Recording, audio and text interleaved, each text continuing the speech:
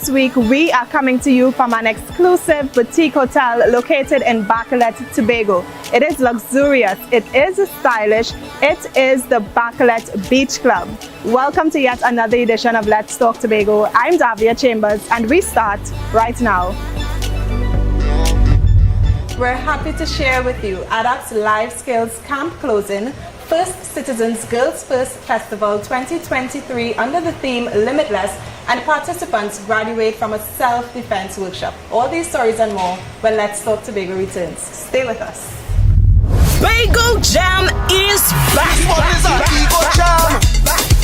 Get ready to revel in paradise. Thursday, 31st August, Shore Park Complex, Independence Celebrations meets the launch of Tobago Carnival in Tobago Jam. With a star-studded cast: Super Blue, Iwa, Johnny King, Pretty, Wayne Winchester, Stephanie Joseph, Tam Tam, Gerard Balfour, and featuring the Viking and Vi-Queen of Soca, Bunji Garlin and Fayan Lyons. I never come here for no stand up. Gates open 5:30 p.m. For more information, visit the Welcome Tobago Facebook and Instagram page. Come revel in paradise at Tobago Jam. Yo, what's up? This is yours truly Positive, and you're locked on to Let's Talk Tobago. Easy, bless. We all want our children to contribute positively to society, right? Well, some youngsters in Tobago got the opportunity to learn how to make healthy life choices through the ADAP's Life Skill Camp. Omadara Mills has more in this story. Lung cancer and bad breath are just a few symptoms. Negative repercussions when you do drugs. Marijuana is no better, you see. It's almost as healthy as smoking a dead tree. Alcohol is not a good remedy. Going through withdrawals can leave you depressed or angry. But the teenagers here all know the answer to this question is my identity. I am drug-free and healthy. Aisha Kajo is one of just over 40 graduates of the Alcohol and Drug Abuse Prevention Program's Life Skills Camp for youths ages 7 to 16 years. During the My Identity, I Am Drug-Free and Healthy 2-week camp, young people engaged in topics such as substance misuse, financial literacy, healthy eating habits, and physical education activities. ADA hopes that our campers, as a result of this camp, will use the knowledge they have received and the skills they have developed to not only resist substance use, but to make healthy and positive life choices now and in the future. I appreciate this camp for teaching us to not take drugs or alcohol because that is bad for our system, and some people can be pressured to do those things, and as we are moving into high school, it is good that we are told to not get forced into doing it or persuade into doing bad things, because you can grow up to be a bad person and end up in jail. The decisions that you are helping them to make now are the decisions that will determine whether they are successful, whether it's C, whether it is CXC, whether it is later down in life. The things that you've taught them in even this short period will make a big difference in whether they become successful or not. ADAP's Life Skills Camp was first held in 2016. Over the years, hundreds of children have been educated on the dangers of substance misuse. Instead, they are encouraged to make choices that allow them to grow into wholesome adults. I'm Omadara Mills for Let's Talk Tobago. Do you know there are 3 ways to sit elegantly? And yes, this is one of the ways the Duchess slant. 200 girls from across Tobago got the opportunity to learn this and so much more when they participated in First Citizens Girls First Festival 2023 under the theme Limitless. I had the opportunity to be one of the facilitators along with so many more inspirational women from right here in Tobago. Take a look at the story.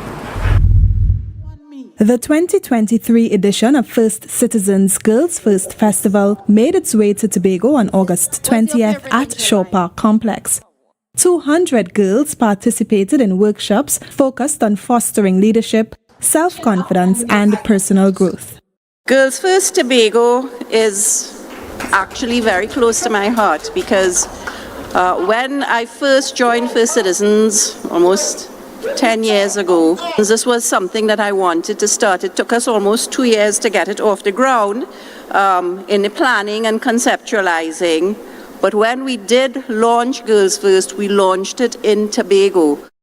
The event, themed Limitless, was launched in Tobago in 2015 and gives the young female participants the tools to thrive in today's society. The power of sisterhood is and should always be a source of inspiration, a source of empowerment, and a source of support. So facilitators shared inspirational stories to encourage the ladies to be the best versions of themselves. I need you to focus on your strengths. Create a list of your talents. Use your tablet, your phone, if you're like me and you like to write, because I believe in writing the vision to make it plain. There's something about putting it on paper. Create that list of your skills, your good qualities, your talents, your gifts, and I want you to celebrate them. Engage in activities that highlight those things. You have within you every single capacity, every competency, every power that you will ever need to accomplish anything in this life. I want to share 3 things with you. The first is the power of your creative ability. The second thing is the power of using your own voice. The third thing is the power of taking courage. Other workshops included financial literacy, personal safety, polished presence, etiquette for teens, and self-care and wellness. Now, the July-August vacation is not just a time for children to relax. Some also use it as an opportunity to acquire new skills. So in that vein, we take you to the Young Innovators Camp hosted by the Tobago Information Technology Limited. Do enjoy this story. Science is fun, especially when you're learning about robotics, animation, drone technology, as well as programming. Over 125 youngsters ages 6 to 17 years engaged in those areas during this year's Young Innovators Camp. It's been great. I mean, programming games, animating, and working on the drones. And not just, the technical part, but also making friends and things, it's a camp still, so yes, I had to socialize a little. I'm interested in this kind of camp because I always thought it would have been cool to create my own game or build my own drone or small car or something like that. I liked what I learned in general, but I was most interested in learning how to assemble and make drones. I think camp have a very good idea, and I think more people should attend it. It teaches people a lot, it helps you socialize, and it's very good in general.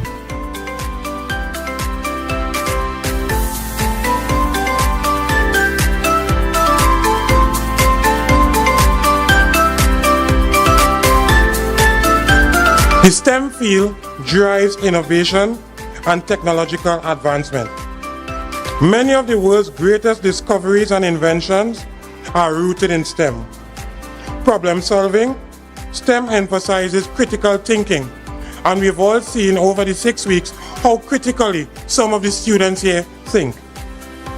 Global competitiveness, our aim is to ensure that Tobago increases its global competitive index, and this is a part of it. Yes, it's very important that we allow our students to be involved in camps like these. It allows them to explore their creativity and to become aware of other job opportunities other than the traditional jobs that we are used to. There are so many students who are good at working with their hands, at being artistic, and this is the avenue for them to be able to become exposed and to explore such job out there in the international markets as well, and even here in the local markets as well. This year, organizers facilitated 2 cohorts of children over a 6-week period from July to August at TITL's head office in Signal Hill. I'm Amadara Mills for Let's Talk Tobago. So we have to take a break right now, but when we return, we have more stories to share with you. Stay with us because Let's Talk Tobago will be right back. Bacalan Beach Club is an exclusive boutique hotel where its owners have created a stylish retreat. This delightful hotel shares a commitment to luxury and personal service, while its intimate size encourages a particularly warm and friendly atmosphere. Sensibly located to suit a particular need of comfort, paired with master rooms designed for royalty and style.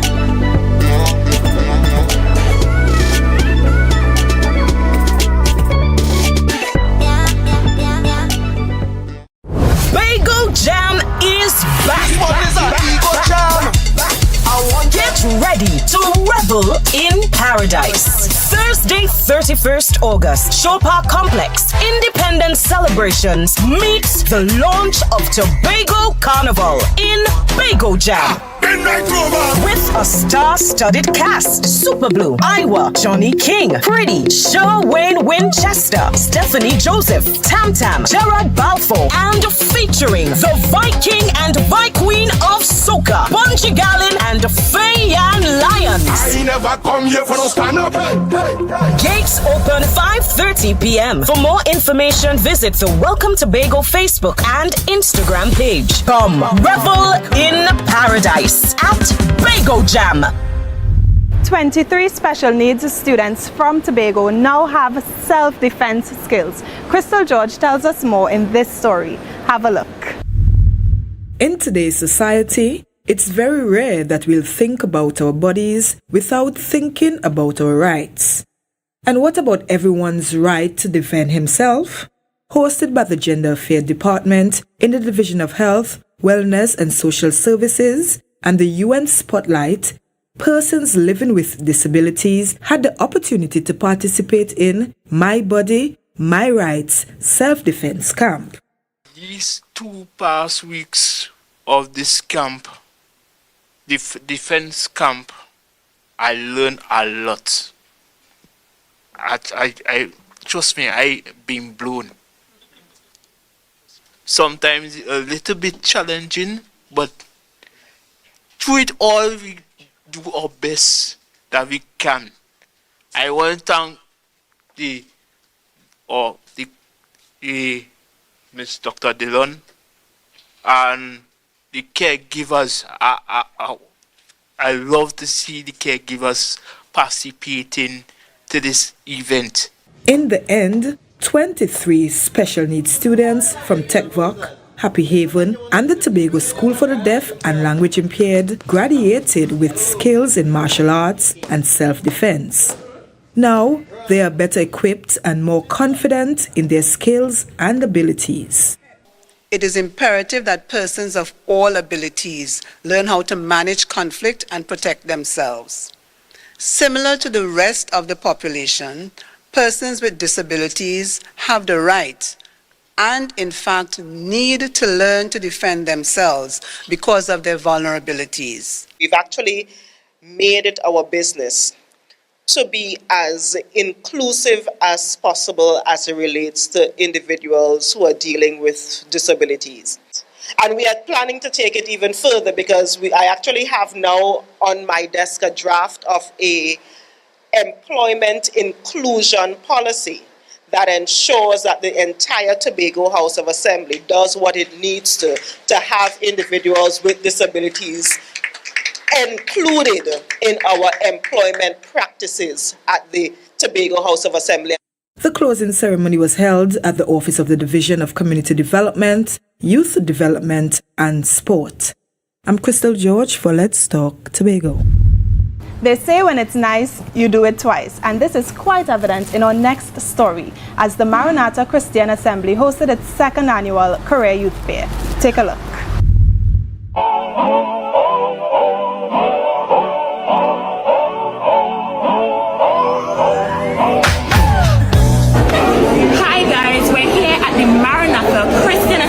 is Youth Career Fair. This is the Department of Information. Now come along with us. We're going to show you a little bit about what we do. Come on.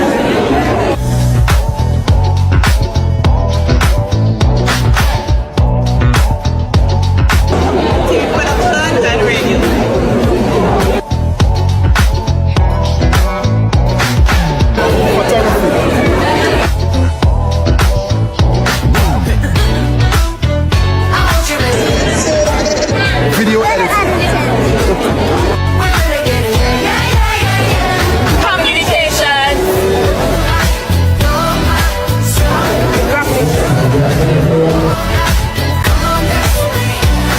Technical support. We have got this evening alone over 30 sectors represented, right? And it's a lot of communication, a lot of trying to reach out and at the same time share the dream. It has been a really positive experience and a very good response. Come along with us as we bring you information on the brands represented here today and guidance from the professionals themselves to help you make wise career choices. We're going to a break now, but we'll be right back with more. The Department of Information, we've got you covered. The Department of Information was among the many exhibitors present, and we were able to capture these moments. Choosing the right career is a big decision, so attending a career fair can be a great way to get clarity on what choice to make. The Maranatha Christian Assembly held its second youth career fair, but this time it was a 2-day event which aimed to provide young individuals with valuable insights into various career fields and the opportunity to connect with professionals. The Department of Information, we've got you covered.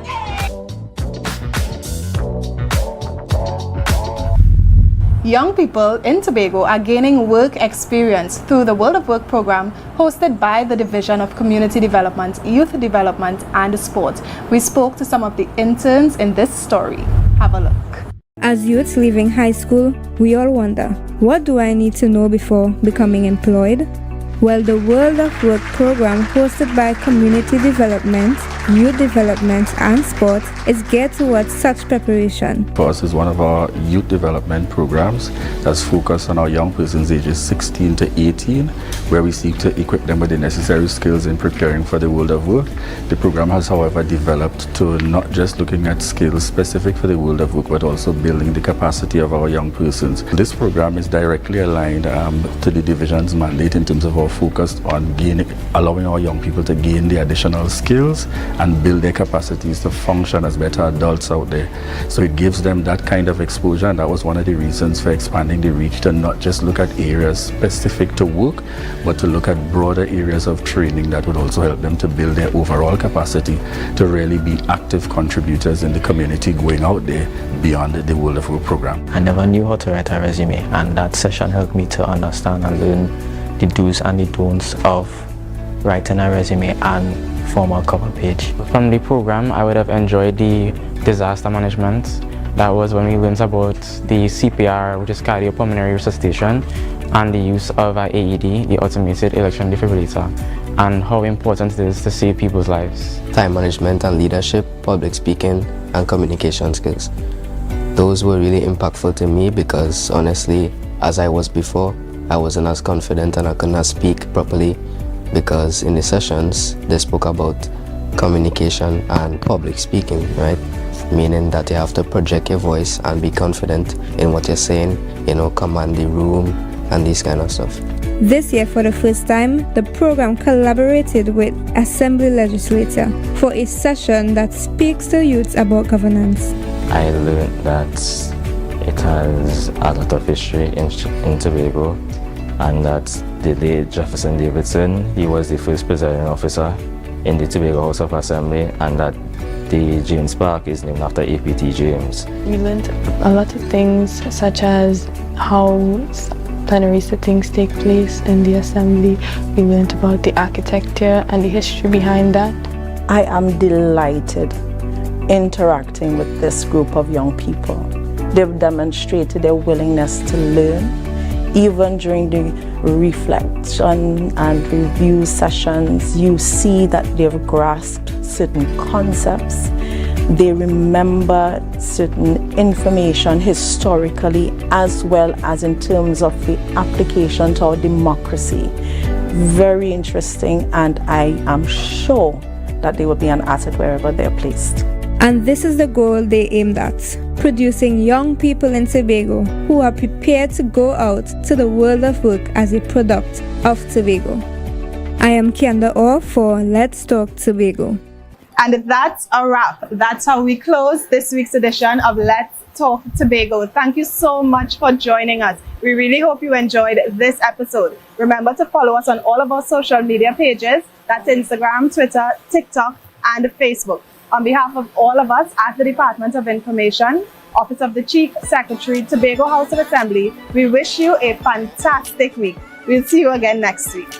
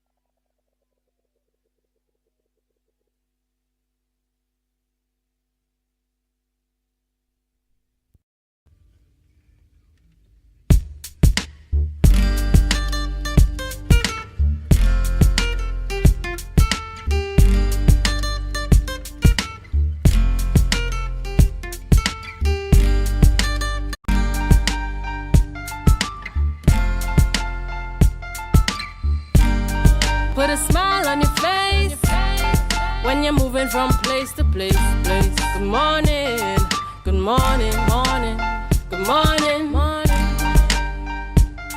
Good morning and welcome to the morning show on Tobago Updates. I am Adana Kumbi, and this is the day that the Lord has made. We will rejoice and be glad in it. There's life, there's health, and there's strength. And we welcome you, all of our viewers, to this morning's show. We have a nice show for you today, and we do hope that you have started your week on a positive note and that you're looking forward for all the blessings that await you as we enter into this week. All right, and we are going to head on over into the news in 90 seconds with Candice Jackson. The news in 90 seconds is brought to you by Flow, working for you on Tobago's newest fiber network. Thank you, Adana. I am Candice Jackson, and here is your news in 90 seconds for Monday, 28 July 2023. Police have apprehended a suspect believed to be involved in a fatal shooting at Uptop Bar in Crown Point. A 17-year-old girl, Precious Wills, was killed and another woman was injured. The woman is in critical but stable condition at the Scarborough General Hospital. The incident occurred at 3:05 a.m. on Sunday. Reports state that a man drew a firearm in the bar, fatally hitting Wills in the chest before injuring the other woman. Uptop's bar management extended condolences and promised to immediately increase security measures. The incident brings Tobago's murder count to 9 for this year. And now to this, a search is ongoing for Matthias Jerry, presumed to have drowned after encountering trouble while operating a jet ski near No Man's Land. Jerry fell into the water and authorities were alerted when he failed to resurface. However, the Trinidad and Tobago Coast Guard cannot initiate a search and rescue operation due to the unavailability of a vessel. Consequently, the Tobago Marine and Safety Services, under the leadership of Alvin Douglas, has taken charge of the search efforts. This incident follows closely after Douglas emphasized deficiencies in Tobago's marine safety protocols and advocated for a dedicated marine search and rescue unit within the THA. And finally, calypso artist turned gospel singer Denise Plummer has passed away on Sunday. Plummer had been battling stage 4 cancer for some time. She was 69. Her musical career spanned 5 decades. Plummer's calypso journey faced a challenging start with a skeptical audience at her 1986 debut in Skinner Park, yet she persevered, becoming a calypso queen 6 times and securing the National Calypso Monarch title in 2001. Plummer's transition to gospel was marked by the joining of World Outreach Church Ministries in 2015, and she continued to release impactful music until she fell ill. And that concludes your news in 90 seconds. Tobago, after freeness is more speed and better TV. Get a free Samsung smartphone and free installation, plus 200 megabits per second, Paramount Plus, and more for only $299 with a select 200 plan from Flow. Visit online at discoverflow.co today. Thank you guys and welcome back to the morning show on Tobago Updates. Candice, how was your weekend? So many things happening over the weekend. What are your thoughts and your feelings about the incidents that occurred on the island? Now, I know that a lot of people were raising up some concerns about the 17-year-old being where she should not have been. I think the bigger question is, why was she allowed at the bar? Because this is not the first time we know about young people or underage people sneaking into clubs and bars and things. Like, my mind goes all the way back to 2007 where we had the Akon incident. But, you know, this keeps happening. We know that, you know, children are going to find their way into places where they should not be. But it's up to the bar, the management and so on to make sure that they don't allow those people in, as well as not to allow people with weapons in. How did that person with a weapon, how was that person allowed in? I know sometimes things kind of slip through. So we just have to increase awareness and security measures and stuff like that. But as a 17-year-old, you know they're going to find a way to get to wherever they're not supposed to be. And I think it's not just that it's a 17-year-old. It could have happened to anybody. Anybody could have been in that space and that time. So it's the onus really is on us as a Tobago community to practice safety. I mean, why are you in an environment like that with, you know, a weapon? So these are the things we need to consider as well. But, you know, all in all, at the end of the day, we just really need to be our brother's keeper. And we need to practice safety and employ good behavior when we're out. Thank you, Candice, so much. Thank you so much. Ladies and gentlemen, we are going to head on over into the birthday segment, sponsored by KFC. This is your birthday shoutouts on Tobago Updates, sponsored by KFC.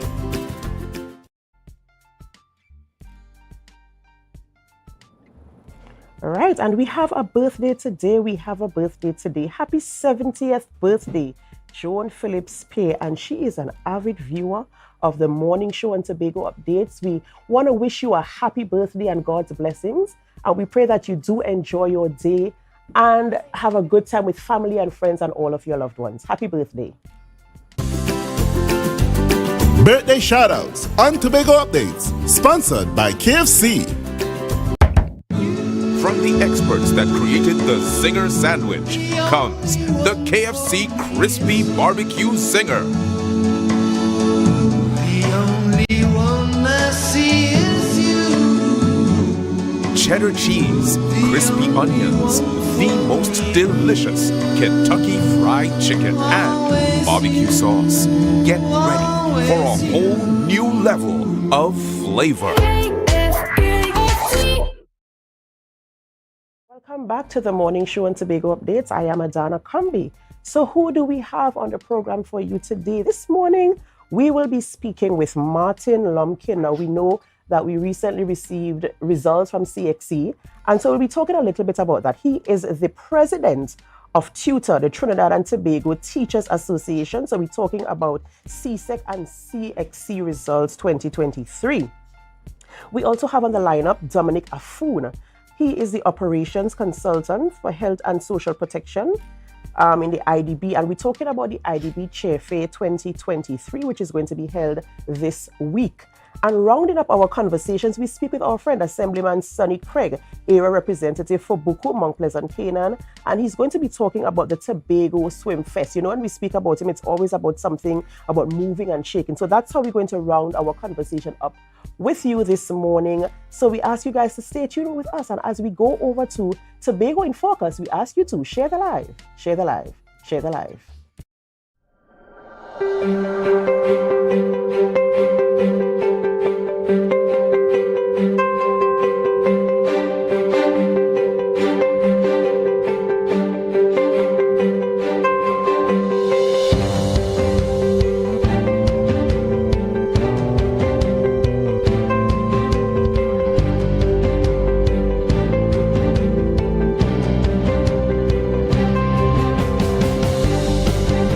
The issue of land tenure preventing persons involved in agriculture to access incentives from the Department of Agriculture has been addressed.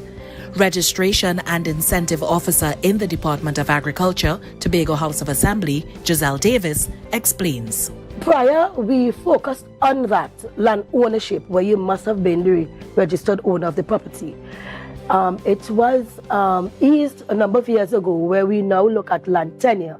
Land tenure meaning that for me, for example, I might be an owner of a parcel of land and you might be interested or you might be a relative to me in farming. So what we can do is do an agreement, a lease agreement, or I can give you an affidavit. However, whatever land tenure document the person intends on using must be a legal binding document. And also, I must show that I have the rights to give you permission to occupy the parcel of land. Even though I am not the registered owner, I might be the person in charge of and paying taxes on behalf of same. These agricultural incentives are aimed at encouraging persons to get involved in agriculture, to boost productivity, to encourage good agricultural practices, and to attract new persons to the sector. Equipment and machinery, water for agriculture, we have land preparation, there are incentives for agro-processors to bring your holding up to HACCP readiness. We have for marketing as well. So each incentive, and I must mention that there are also incentives for vehicles as well. This program is national, and all qualified persons are encouraged to take advantage of the investment.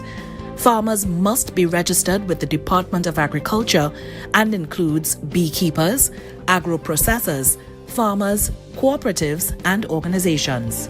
So each incentive, coming back to that, carries its own rebate percentage. So the incentive is not a before, it's after. It's a rebate system. So the person purchases, farmers, fisher folk, beekeepers, agro-processors, and we now give back up to 50% of what they will have spent. So for example, under the equipment and machinery incentive, that will cover items like your brush cutters, your water pumps, items like those. The rebate on that is 50%, but all we would pay is $50,000. For more information and to sign up for these incentives, visit the department at the Millshave Administrative Complex, Shervan Road, or call 639-1966, extension 3585 or 3586. The Department of Agriculture is part of the Division of Food Security, Natural Resources, the Environment, and Sustainable Development.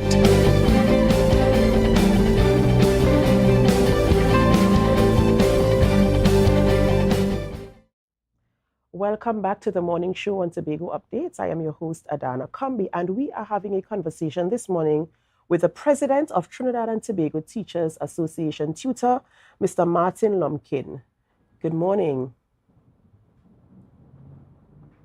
Good morning, Tobago. Good morning and welcome to our program. I know we recently, I think it was Wednesday or Thursday of last week, we received CXC and CSEC results, right? And we're here today to talk about that. And I know going into, when it's time to receive these results, we have a lot of anxiety. We have a lot of parents and the children anxious to see their results. Some of them wanting to log on to the portal immediately to see what their results are. And some of them are a bit hesitant to log on because they're uncertain as to what their results are. So we have a few hours of just anxiety waiting to hear what passes my friends got, how well will I do on comparison with each other. So tell us a little bit about the statistics for the results this year and your experience as the president of Tutor and the responses that you've been hearing from some of the students and parents. Okay, thank you very much for having me on the program. Let me begin by congratulating all our students in both in Trinidad and Tobago for the results that they would have gotten. Some would be elated and some disappointed naturally due to whatever reasons, but still, we congratulate each and every one of our students for the hard work that they would have put in to leading up to the examinations, both CSEC and CAPE. I want to extend a heartfelt congratulations and thanks to our educators as well, who would have gone through quite a bit of work in order to have our students write these examinations. And I know they would have put in long hours, sometimes outside of the school hours as well, too, in assisting our students. We have not gotten a full picture of what has taken place thus far, but the feedback we have been getting is that there have been a general improvement in the results that schools would have gotten compared to last year or even the year before. And so the hard work of our educators have been paying off over the last year.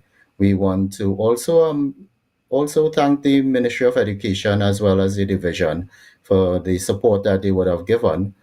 We are not satisfied with the level of support. However, we must acknowledge that they have given that support that was necessary at the time, but it can be improved. And so we are seeing that the fruits of the labor of our educators are bearing out to our students. In terms of, you pointed out students waiting to log in and the anxiousness, and that was also reflected in the SCA, and that's another story there. But the CSEC students had to wait a further few hours. They were told to log in at 6 p.m. and subsequently told that there were delays because of the traffic onto logging in. And so that would have continued that anxiety. However, some students were able to get in a couple of hours after and able to access their results. So we wish them all the best in the future. Yes, correct. And it's always good to know that there's improvement, right? When you have an assessment and there's a improvement. What do you attribute to the improvement this year as opposed to last year or previous years? It has to be in terms of the most recent past, the pandemic and the lockdown, in terms of that online engagement, emergency engagement, which the students and teachers had to go through. Some schools were more prepared than others, utilizing the ICTs and online. Some were challenged by it. And that, by and large, would have contributed in the performance of some of the students in the near past during the pandemic and so. And coming back physically, it would have assisted quite a bit of students in terms of their performance and their learning, the teaching learning process. We have to also say we have a bit of concern with the CXC and the security. This is not the first time. Maybe have been several times before where the security of the examination was compromised, and we're speaking specifically to the paper 2 of the mathematics examination.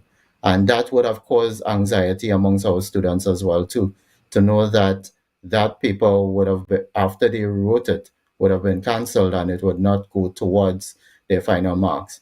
And so that was, a bit of a concern. However, we know that our educators, our teachers have been really pushing hard in order to prepare the students for these high-stake examinations, these standardized tests, which would assist them or determine their future. However, tutor is of the view that students should not be daunted by this, whatever results, if it was not to their satisfaction. However, they need to keep on the course and to focus on what they really want in the future. So, Right. You spoke about the compromising of one of the papers, the math paper 2. What can be done, or what measures have to be put in place to ensure that a situation like this doesn't reoccur? Because as you said, it's not the first time that something like this has happened. So what measures need to be put in place to ensure that that the papers cannot be compromised, that there is the security and the comfort that once you sit the exam, that's it. There's no resit or no redo, or that my marks would not go forward because something was compromised. What do we do? What do we put in place to ensure that? well, as far as possible, you have to ensure that the security measures are put in place, that there's limited access to the papers, that there are only certain persons who can come in contact with the papers before. And that's the best you can do. It's physical papers that they're writing. So in terms of that security and ensuring that it's locked away properly, and that you don't have a number of persons having access. And even persons who have access have to, I know they would have signed confidentiality documents and so. However, they have to be held accountable as well too, because you have put thousands of students, their well-being and their whole feelings and emotions at risk, and that to me is something that is not should be passed over and allowed to happen again. So CXC, as the governing body, has to ensure that the various territories have the necessary security and to provide the resources in order to have those security personnel in place as well too. You're right. And accountability is the thing for me. Somebody needs to be held accountable. Once you have that access and that you are at that security level, accountability is important. All right. So I know you said that the results were better so far than last year. Do you have any kind of percentages for us, or any sort of ratio, or any type of measure of increase or improvement for us? No, we haven't gotten any final statistics as well too. We're still getting reports from our schools and our principals, and we also await the information from the Ministry of Education as well too, in terms of the statistics and so. But generally, most of the schools that we have contacted thus far have reported an increase. So in one particular school, the number of students getting 5 or more passes improved from about 34% to about 58%, and some improving in terms of getting ones. I know of one particular school where the English language, English A, they got 100% passes in that area, and there was an increase in the number of ones and twos. Might I also add that although we are seeing improvements, we do have concerns of those children, those students who are falling by the wayside, and I put that in inverted commas. One of the areas we're also concerned about, when you have a particular year and you have SEA, it's normally about 17, 18,000 persons. Sorry. The persons who are the number of persons writing CSEC, if you trace over the years, it has been reduced to probably 80%, 90% of those students. What happened to those students who did not write CSEC Is it that they're repeating or they have dropped out of school? So, we have to also look at that. And while we celebrate and we congratulate our students, our education system has to take into account those students who are falling through the cracks, who are deemed to be failures. We have to have an education system which boosts our students' morale. And that can be done by them having to, their achievement level improve, and for them to have areas which they can love and would want to pursue. Sometimes that is not the case. So we have to also reflect on those areas as well in our education system when we have these results of these standardized tests.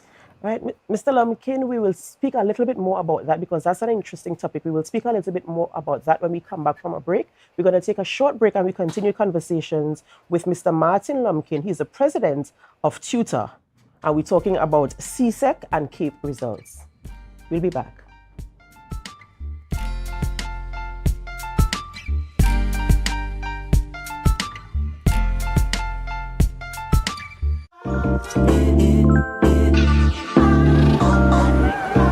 Wait, I don't even have suit and thing for this wedding. Why getting them things? Well, the port right over there. Alright, thanks. The Port Mall, where the varieties are large from your favorite stores, from restaurants to salons and from clothing stores to jewelry stores, located at Sanctus Hill, Scarborough, Tobago. Telephone number is 868-334-6589.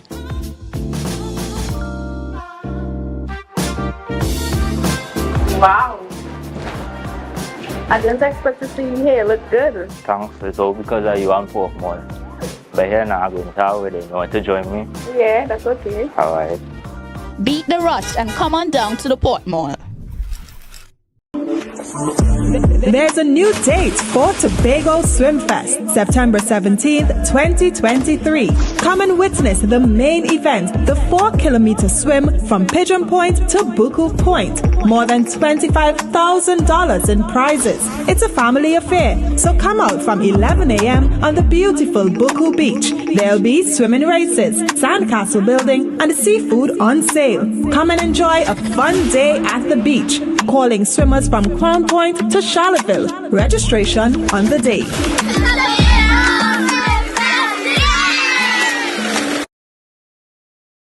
Are you flood ready? Review and update insurance coverage. Install floodgates and barriers. Create a family flood plan. An initiative to help people prevent, prepare, recover. TATIL, where people are people.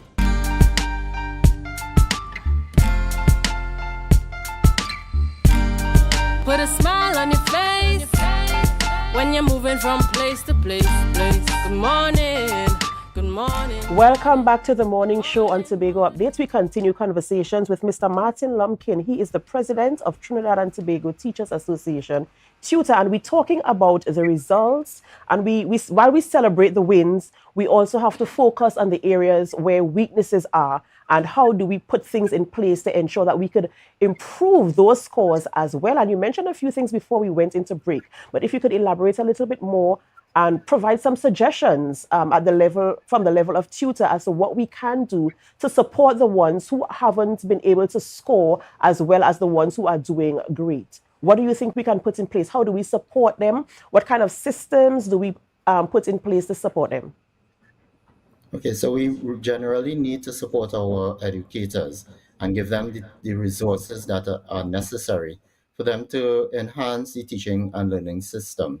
We have the Student Support Services Division, which lends, by and large, great support to our educators.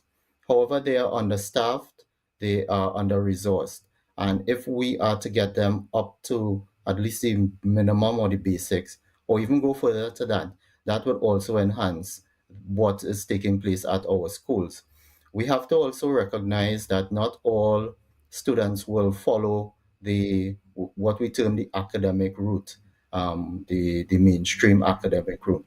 There are those who are gifted with their hands and can go in other areas, more specifically the TVET areas. And I know that the division, when we had our meeting with the secretary, she would have expressed her concerns about the TVET area and the improvements which she's attempting to have. The same with the Ministry of Education here in Trinidad and Tobago. But I think it's not being done as quickly and as with the focus that really needs to be done. That TVET area has been neglected in the past, and we need to improve that, because in those areas we'll find a number of our students may be willing to go that route instead of the normal academic routes that we are looking at. And so the whole overall system we really need a reflection into our education system. What is the nature and purpose of education? And have that conversation. Are these standardized tests really working for our students? Is the curriculum really based on what the nation needs in terms of national development, in terms of having the skills and the knowledge for our students? You'll find also that there are the students who will migrate with their skill set and their knowledge. Are we really attracting them to stay and to develop Trinidad and Tobago? So we spend quite a bit of money on our students, on our human resource, but we are losing persons to other countries. So they are benefiting from what we would have expended. And so we have to now try to bridge that gap in terms of filling certain vacancies. So we have to really look at that overall conversation and really plan for what we want as a nation. And earlier in the conversation, you mentioned that the ministry is providing support. However, there's room for improvement for them to do more. And I suppose what you just mentioned is part of the more that they can do, right? And you also made reference to what we call the brain drain. After they've received the information and the education here, then they migrate to other communities and different parts of the world, and they give them of themselves there. And what are we doing to retain them in Trinidad and Tobago? And when you look at some of the models of the education system in other countries and the way they teach, and you're right to say, what is the purpose of education? When you look at the models that they employ in other countries and the way they teach, and also the results that come from the way they teach, it's something that we need to adapt, or at least adapt to our climate, to our culture, to our the way we teach, so that our students also can be rounded. Because, as you rightfully said, not every single student is academically inclined, and I think that is one of the major problems. How do you see? I mean, you said a lot, but how do you see us moving forward from the ideas? Because we have to move forward from a conversation to actually implementing, whether it be policy or whatever the case might be. How do you see that conversation moving forward into materializing into something? The conversation starts with educators and in the education system. However, at a macro level, the government of the Republic of Trinidad and Tobago has to have that conversation within cabinet, within the government, with the House of Assembly, I must add, and then it has to trickle down to the other areas of society.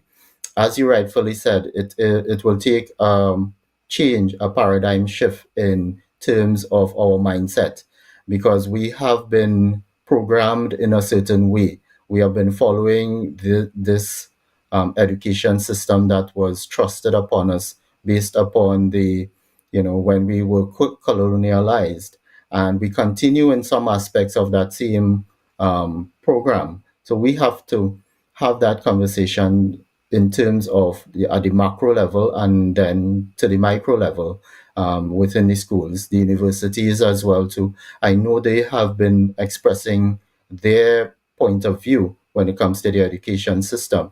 It will take the politicians now to actually have the fortitude to go forward with it, because, as you said, we have examples out there, the Nordic states and so, of their education system.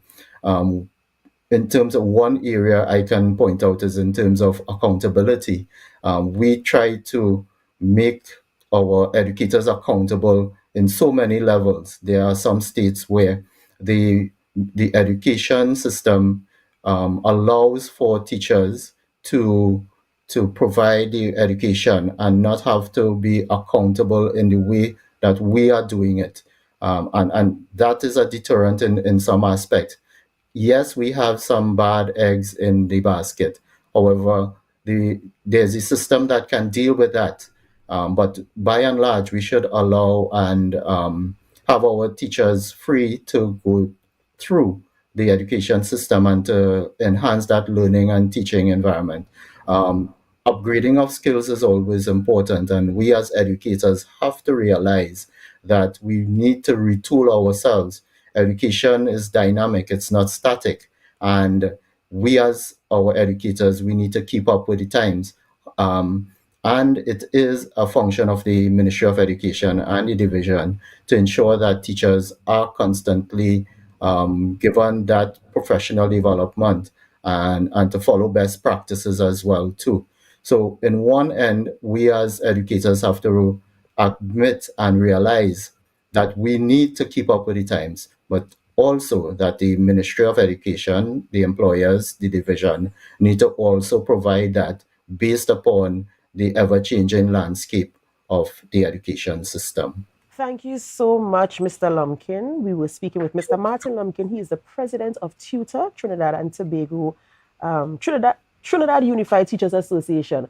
And we thank you so much for joining us on the program and sharing some insight on our statistics, our results, and the way forward as we deal with CSEC and CXC. Thank you, ladies and gentlemen, for staying with us. This is the morning show on Tobago Updates. I am your host, Adana Kambi, and we are going for a short break. But before we go, of course, we invite you to share the live, share the live, share the live.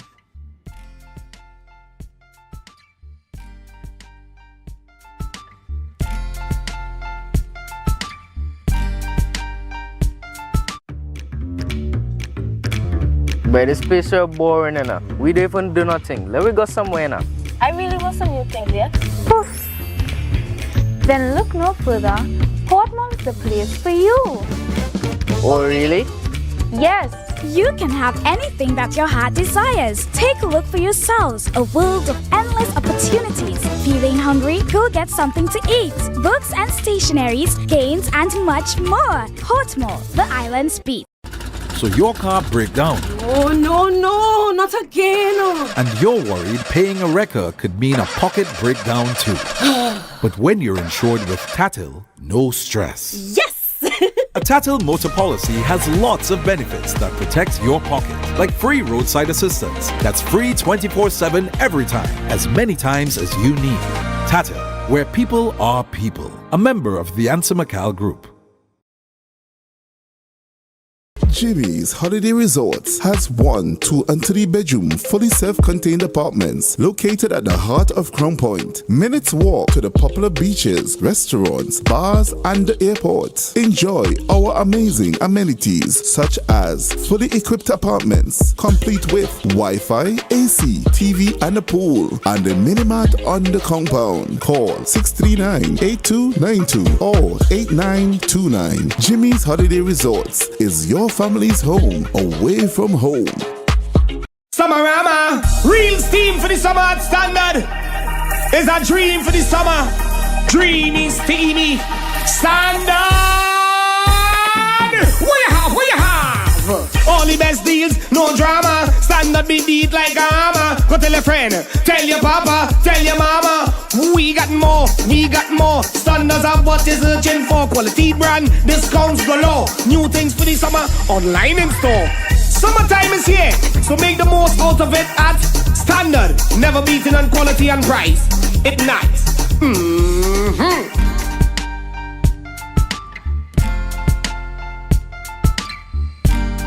Put a smile on your face when you're moving from place to place. Good morning, good morning, morning, good morning. To the morning show on Tobago Updates, and I am Adana Kambi. We are speaking with Dominic Afun, and she is the Operations Consultant, Health and Social Protection Division, and we're talking about IDB this morning and the Chair Fair. Welcome to our program this morning. Thank you so much for having me. Right, so what is the IDB and what is their relationship with THE? I know that a Chair Fair is coming up. Yes. Right, and it is in conjunction with the Tobago House of Assembly. Yes. And so we just want to know a little bit about the IDB and some of the projects that are ongoing right now before we get into the chair fair. Sure. Well, the IDB, our name is the Inter-American Development Bank.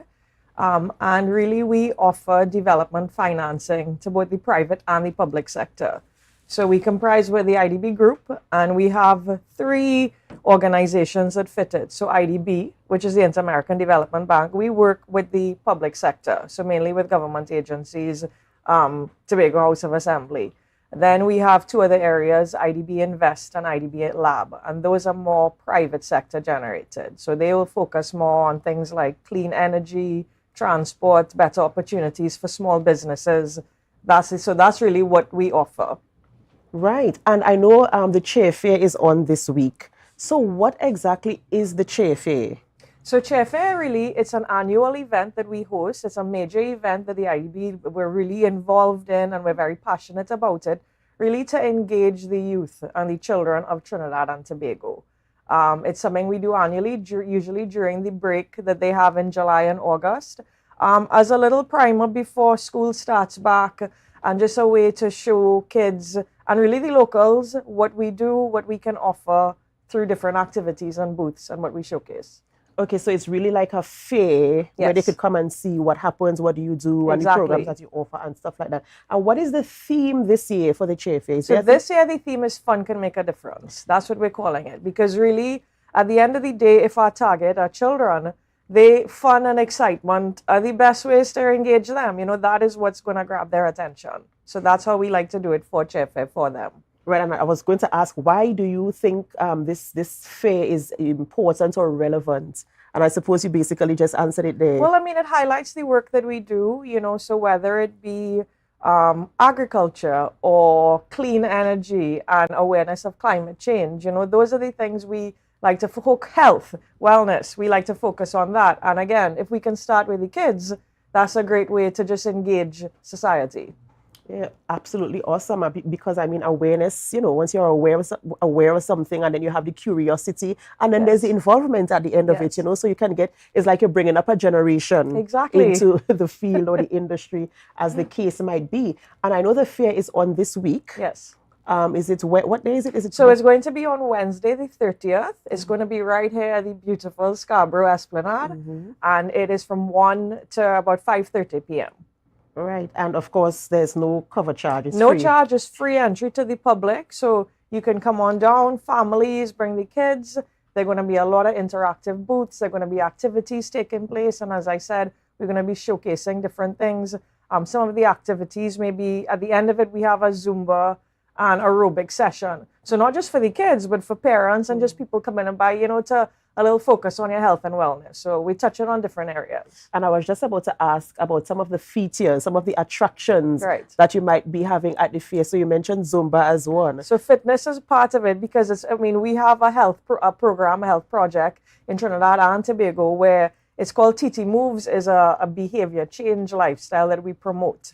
And part of that is being active, drinking more water, eating your fruits and vegetables. So they will be on display that day as well, encouraging that. Outside of the wellness, we have artists, local artists that are going to be there. So there'll be face paintings. The kids could be painting a mural. And I say kids, but parents and adults could participate as well.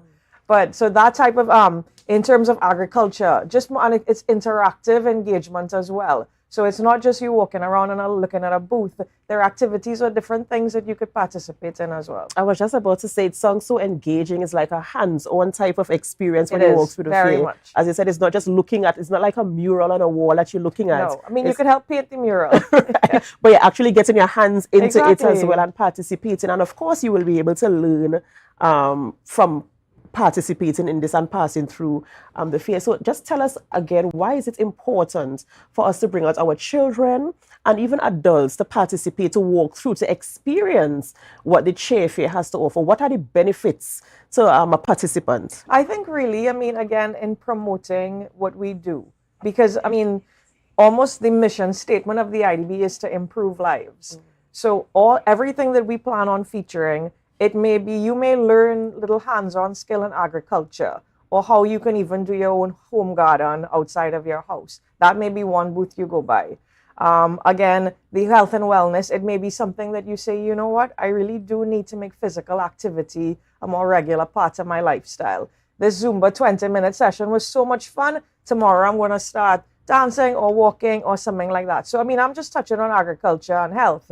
But with each activity and each feature that we have, we hope it can engage you some way. You know, awareness of things like climate change and the impacts of the environment. You know, how we can reduce our carbon footprint and those type of activities so that we can live a longer, more sustainable life. Right, and you're right. And as I said earlier, you know, once you have the curiosity, then you have the awareness and the involvement. It will cause you to obviously want to be a part of something like the IDB or whatever spring off from the IDB, like let's say a community group or something that focuses on gardening or health or whatever would be available at the Chair Fair. And what are some of the other projects that the IDB is actively working on at this point in time? Well, I mean, we have a lot of projects going on. As you mentioned before, I work in the health sector. So I mentioned one of the projects I worked on, which features the TT Moves with the lifestyle change.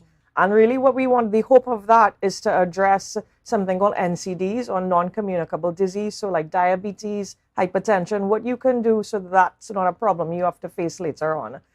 That's an area that I work in. We have a project with climate as well. We call it the Blue Economy. We work with TEMA, the Tobago Emergency Management Authority. That's on disaster risk management.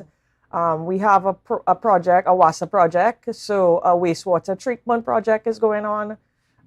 What else? We have something with housing, our urban revitalization project. So it's a lot of different things that we have our hands in. And we work very closely with the THA as well. So it's a very collaborative effort.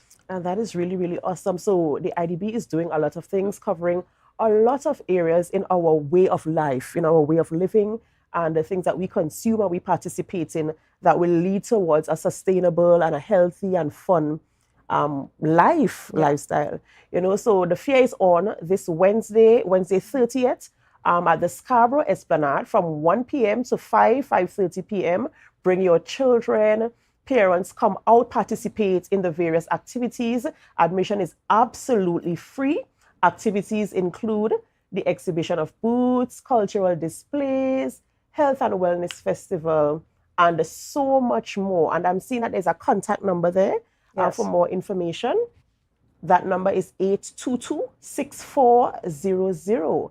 And it says, bring your family and friends. And we hope to see you there. This is from the IDB, the Chair Fair that is being held this Wednesday at the Scarborough Esplanade. In closing, is there anything else you want to share with our public? I mean, this is the first time we're hosting Chair Fair in Tobago, so we are really excited about that. It's our 5th year, so we've had it in different cities in Trinidad. We've had it online during COVID. So I think to just tap into the Tobago culture and warmth and what we love about Tobago, we're really excited to be a part of that. And we are happy that you enjoy our warmth and that you are here and that we are here to host this program, right? Anything else? Just feed us with information on this. I mean, we've touched on it. We talked about the activities on the day. You know, you come down to the Esplanade. There'll be vendors on sale selling food. So again, keeping the Tobago culture in mind and what we wanted to highlight, we wanted to have it by the ocean. So because to me that encompasses Tobago. We wanted local vendors on hand. So selling local delicacies and treats because it's such a rich culture and everything we want on display. Again, the works that are going to be there, the vendors that are going to be on display, it all ties back to that rich local culture that you all have that we want to promote along with the work that we do. That's very good, incorporating. So the economy, of course, is going to get a little boost because, our vendors going to be there to sell their products and stuff like that. And I like the incorporation of our culture in terms of our food, the location, where it's breezy, windy, and I hope we have good weather. We've been having good weather for the past couple of days. So I hope that the weather maintains this effervescence so that you can have a good day at the fair. I know you said that you are in collaboration with the THA. All your projects, how many of your projects, should I say, your percentage or ratio, do you work in conjunction with the Tobago House of Assembly, or is it just this particular project? Well, I listed some of the projects before, and there are also projects the THA is involved in that will not be featured at Chair Fair, just because of the nature of the project. Because my focus tends to be on health, I don't have the breakdown of exactly where, but I do know that, I mean, some of the activities I mentioned before, the projects with whether it be water or housing or climate, you know, they will be featured and they will be on site. But I know we have at least another 5 or 6 projects that we work with THA on. Right. So if someone wants to get involved in whether it's the chairfair or the IDB or whatever, how does that happen? Well, in terms of chairfair, I mean, a couple months in advance, we put out, we advertise that it's taking place. What we did, I mean, we start when we reach out to THA, we reach out to the chief secretary, we reach out to the divisions and all the stakeholders involved. So there's a collaboration almost in terms of what we want to do, what the local suppliers may be able to provide, and we take it from there. In terms of the IDB, I mean, we have an excellent careers website. So if you ever wanted to join our team, feel free to log on to our website and see what opportunities may be there for you to join our team. And Chairfair, wherever we have it, it's an annual event. So whether you're in Tobago or Trinidad, there are ways that you can engage with us and you can be included. Right, so the Chairfair is done simultaneously in Trinidad and Tobago, is there? No, it's a big annual event. So this year the focus is Scarborough, Tobago. Oh, right. Yes. I got you. That's really absolutely So previously awesome. we've had it in Arima, we've had it in San Fernando, we've had it in Chaguanas, and then in 2021 we had it online. It was like an online summer camp that we did, just to be innovative during COVID times. So guys, ladies and gentlemen, you're hearing it, that this is a national event that is happening in Tobago on the Scarborough, the beautiful, scenic Scarborough Esplanade, where there is going to be a lot of booths where people can engage in. As Dominique said this morning, it's interactive. So you can paint a mural, you can get your hands into the gardening and stuff like that. So it's very exciting and interesting.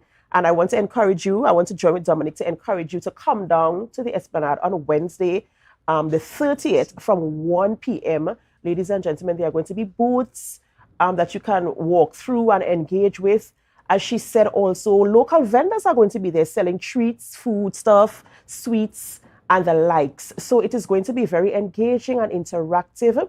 And of course, the Chairfair is advertised, as you said, welcomes vendors prior to the event so that you could set up and participate. So you need to listen out for these types of events if you want to be a part in terms of a vendor, right? But in terms of a participant, just come on down to the Esplanade Wednesday afternoon from 1 p.m.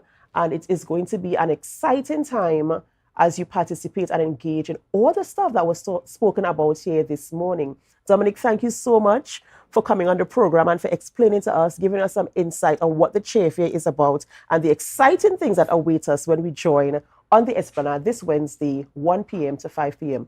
Ladies and gentlemen, we are going to go to a break and we'll come back with our next guest. But of course, before we go, we ask you to share the live, share the live, share the live. We'll be back.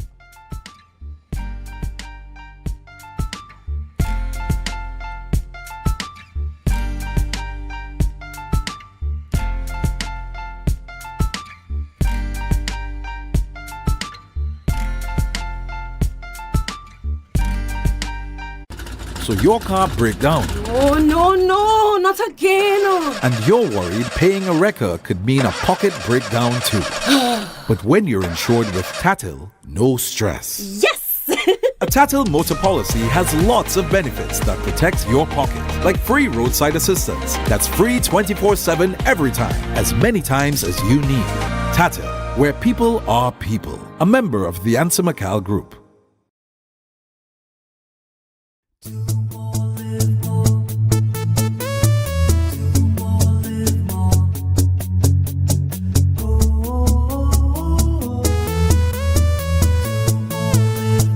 This is how it's gonna go. They better look up below, 'cause this is your show, and everybody's gonna know. Say it to them once again.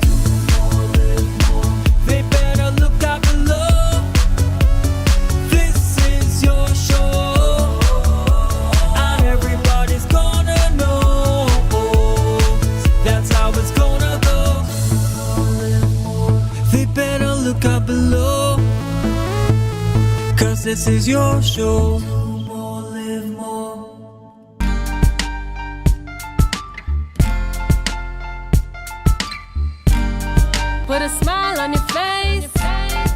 when you're moving from place to place. Good morning. There's a new date for Tobago Swim Fest, September 17th, 2023. Come and witness the main event, the 4-kilometer swim from Pigeon Point to Buku Point. More than $25,000 in prizes. It's a family affair, so come out from 11 a.m. on the beautiful Buku Beach. There'll be swimming races, sandcastle building, and seafood on sale. Come and enjoy a fun day at the beach. Calling swimmers from Crown Point to Charlottesville. Registration on the day.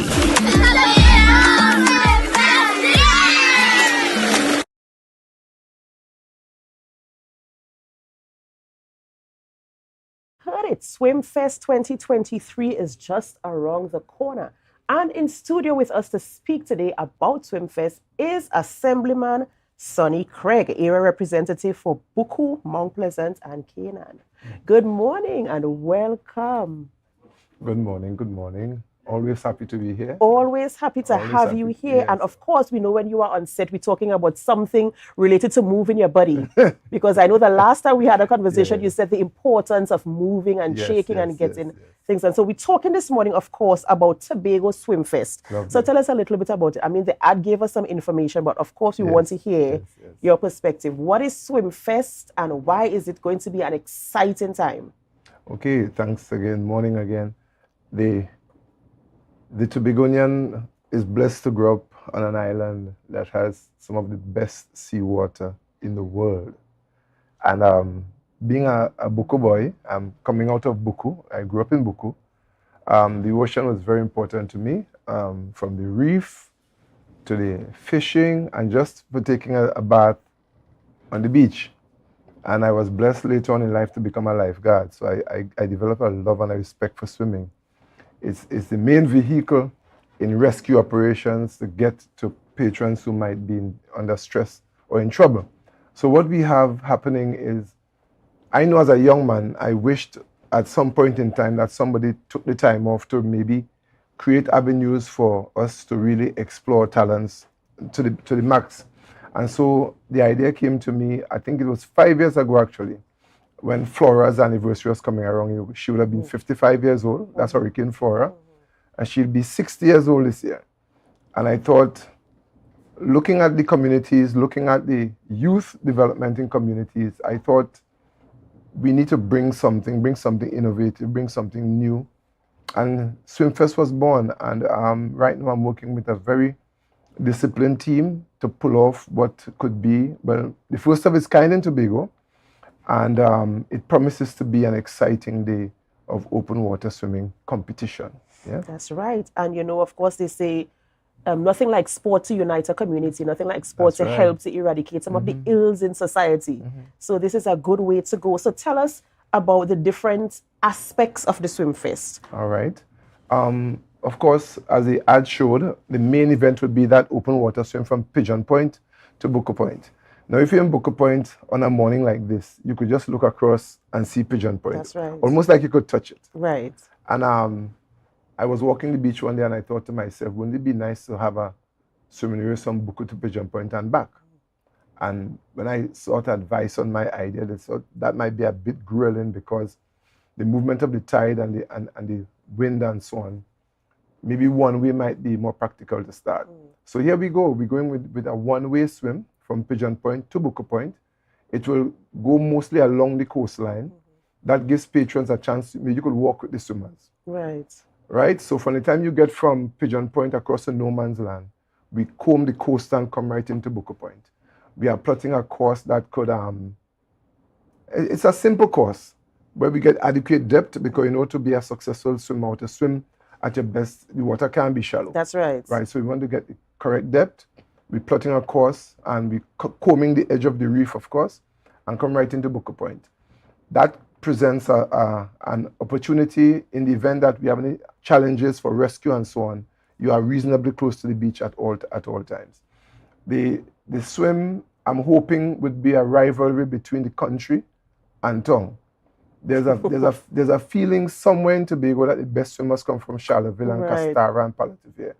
And that I just want to dispel that, you know, because the best swimmers in Tobago actually come from Buku Of course you'd say that. Right? And we have some good swimmers from the Crown Point, Storby area. Right. We have good swimmers in all the fishing villages have good swimmers. And I really want to bring everybody together in a day to have fun.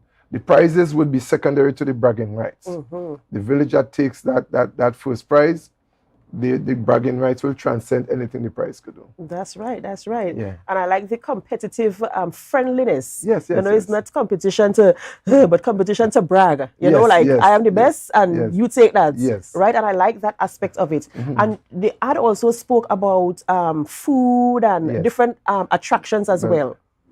In true Tobago style, we can have a function of this nature and have a dry mouth function. That's right. Right. So we'll have vendors doing their trade, plying their trade, mostly from the Buku area. And of course, there'll be an opening for persons to solicit to get an opportunity to vend on the day. So we're recommending a seafood dish, and we're also recommending that you call. Could I give my the number now? Yes, the number is 610-6538. That's the number to call, and we'll have to keep that number going in the ad. So we also have sandcastle building, because there are those who are afraid of the sea. And you know, I would like to put a plug for those who are afraid of going into the sea. Are you a swimmer, by the way? I am not a swimmer. Yeah. I used to swim at the primary school level, and after that, no. So how do you know you can't swim anymore? I didn't say that I can't swim. All right, but you're not a swimmer. But I have not practiced for some time. You could save yourself. If I need to, yes. Yes, beautiful. I suppose so. I think that's good. Yes. And you know, long ago, people used to tell you things like seed or branch. Mm-hmm. And there are some fears instilled into Begonians of the ocean. And I would like to dispel those fears, because sea does have a branch. The branch is your knowledge base and how well you could implement your knowledge. Let me ask a hard question. Oh gosh, you doing the interview, but let me ask you a question. Sure. When was the last time you heard about a fish, more directly a shark, attack anybody in Tobago? Well, I haven't. But Hollywood and so many different entities have gotten into our heads, and we are, a lot of us are afraid of the sea, and I want this event to be an opportunity for Tobagonians to unshackle themselves from these fears, and fears have governed us for a long time. That's right. In many spheres in life, because sometimes there are Tobagonians who are afraid to launch and to attempt new things. You think up an idea and you diminish your own idea under a cloud of fear. Fear, that's right. Even I, planning Swimfest, I'm having fears, but I have the confidence that this will work out to be a great event. So people who can't swim, I want you to come down there and be motivated. Because I came to my own rationale on some of these fears. Because once you enter the sea and you meet waist deep water, there is no way you could outrun a shark that wants you. If he's 20 meters away, he will get to you before you get to the shore. And so I'm learning that because of the kind of biodiversity we have in the waters, especially in the Caribbean here, shark attacks are not part of our daily regimen.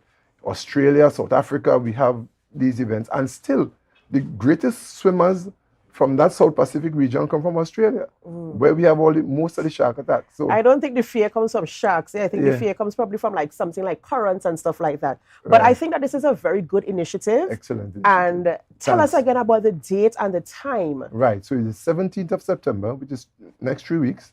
The time is 11 a.m. we begin. And of course, the main swim begins at 1.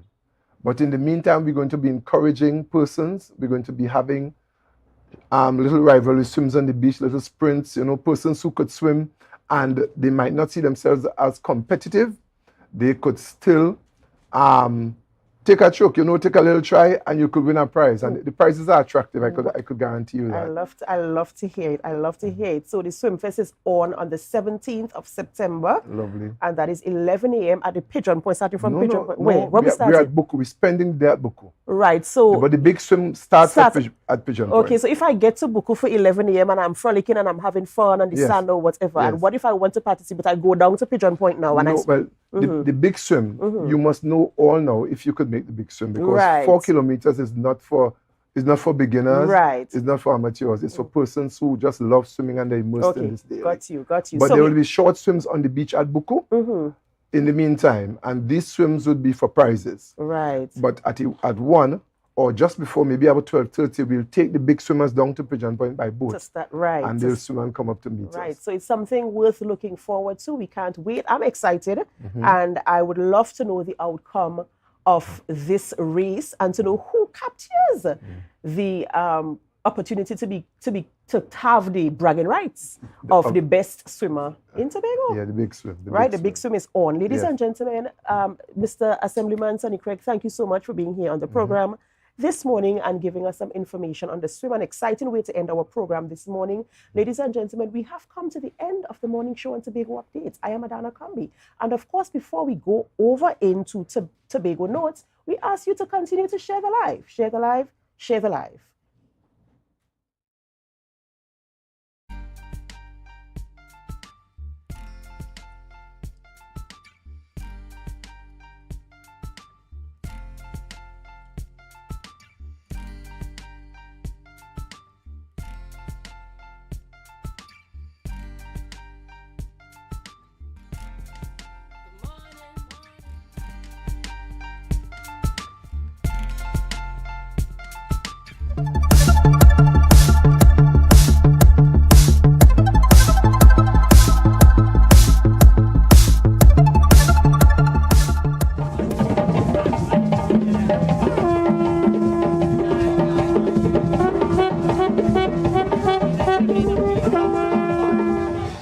The popular Blackrock Sea and Pan Festival is back on the calendar, and oh boy, it did not disappoint.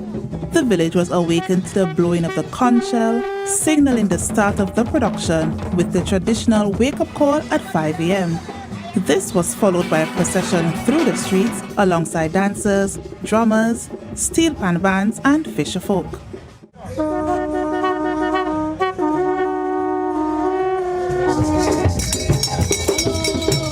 Then it was time for the boat christening and popular stain pulling.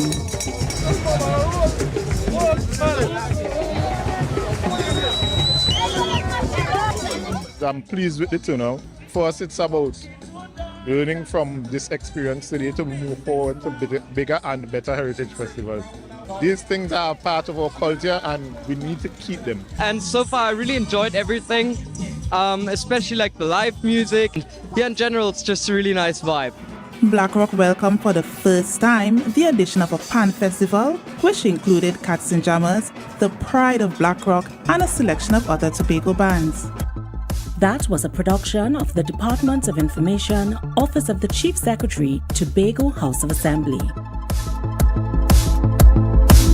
Are you looking for a place for your loved ones? Heavenly Care welcomes you. Located at Northside Road opposite Massey Motors, we offer a variety of services. These include doctor visitations, social activities, geriatric care, and much more. Contact us at 277-9595 or visit us at Northside Road opposite Massey Motors. At Heavenly Care, compassion is at the heart of all care.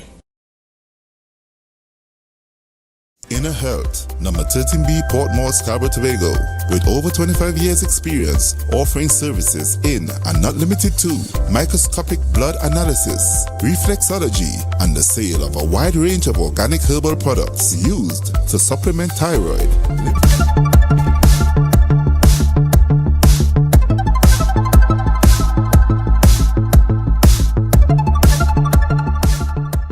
In today's society, it's very rare that we'll think about our bodies without thinking about our rights. And what about everyone's right to defend himself? Hosted by the Gender Affairs Department in the Division of Health, Wellness and Social Services and the UN Spotlight, persons living with disabilities had the opportunity to participate in My Body, My Rights Self-Defense Camp. These 2 past weeks of this camp, defense camp, I learned a lot. I trust me, I been blown. Sometimes a little bit challenging, but through it all, we do our best that we can. I want to thank the Miss Dr. Dillon and the caregivers. I love to see the caregivers participating to this event. In the end, 23 special needs students from TechVoc, Happy Haven, and the Tobago School for the Deaf and Language Impaired graduated with skills in martial arts and self-defense. Now, they are better equipped and more confident in their skills and abilities. It is imperative that persons of all abilities learn how to manage conflict and protect themselves. Similar to the rest of the population, persons with disabilities have the right and, in fact, need to learn to defend themselves because of their vulnerabilities. The Division of Health, Wellness, and Social Protection is strategically positioned to address such rights and needs of persons with disabilities. Specifically, the division hosts 2 units, Gender Affairs and Disability Affairs, which acknowledge and understand the prevalence of particular conflicts as well as the challenges faced by persons with disabilities. In an effort to address these issues, the Division of Health, Wellness, and Social Protection implemented this self-defense camp. We've actually made it our business to be as inclusive as possible as it relates to individuals who are dealing with disabilities.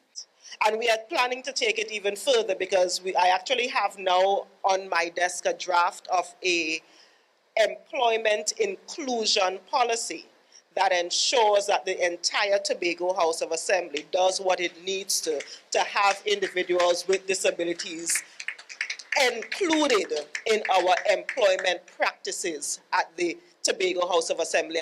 The closing ceremony was held at the Office of the Division of Community Development, Youth Development and Sport. That was a production of the Department of Information, Office of the Chief Secretary, Tobago House of Assembly.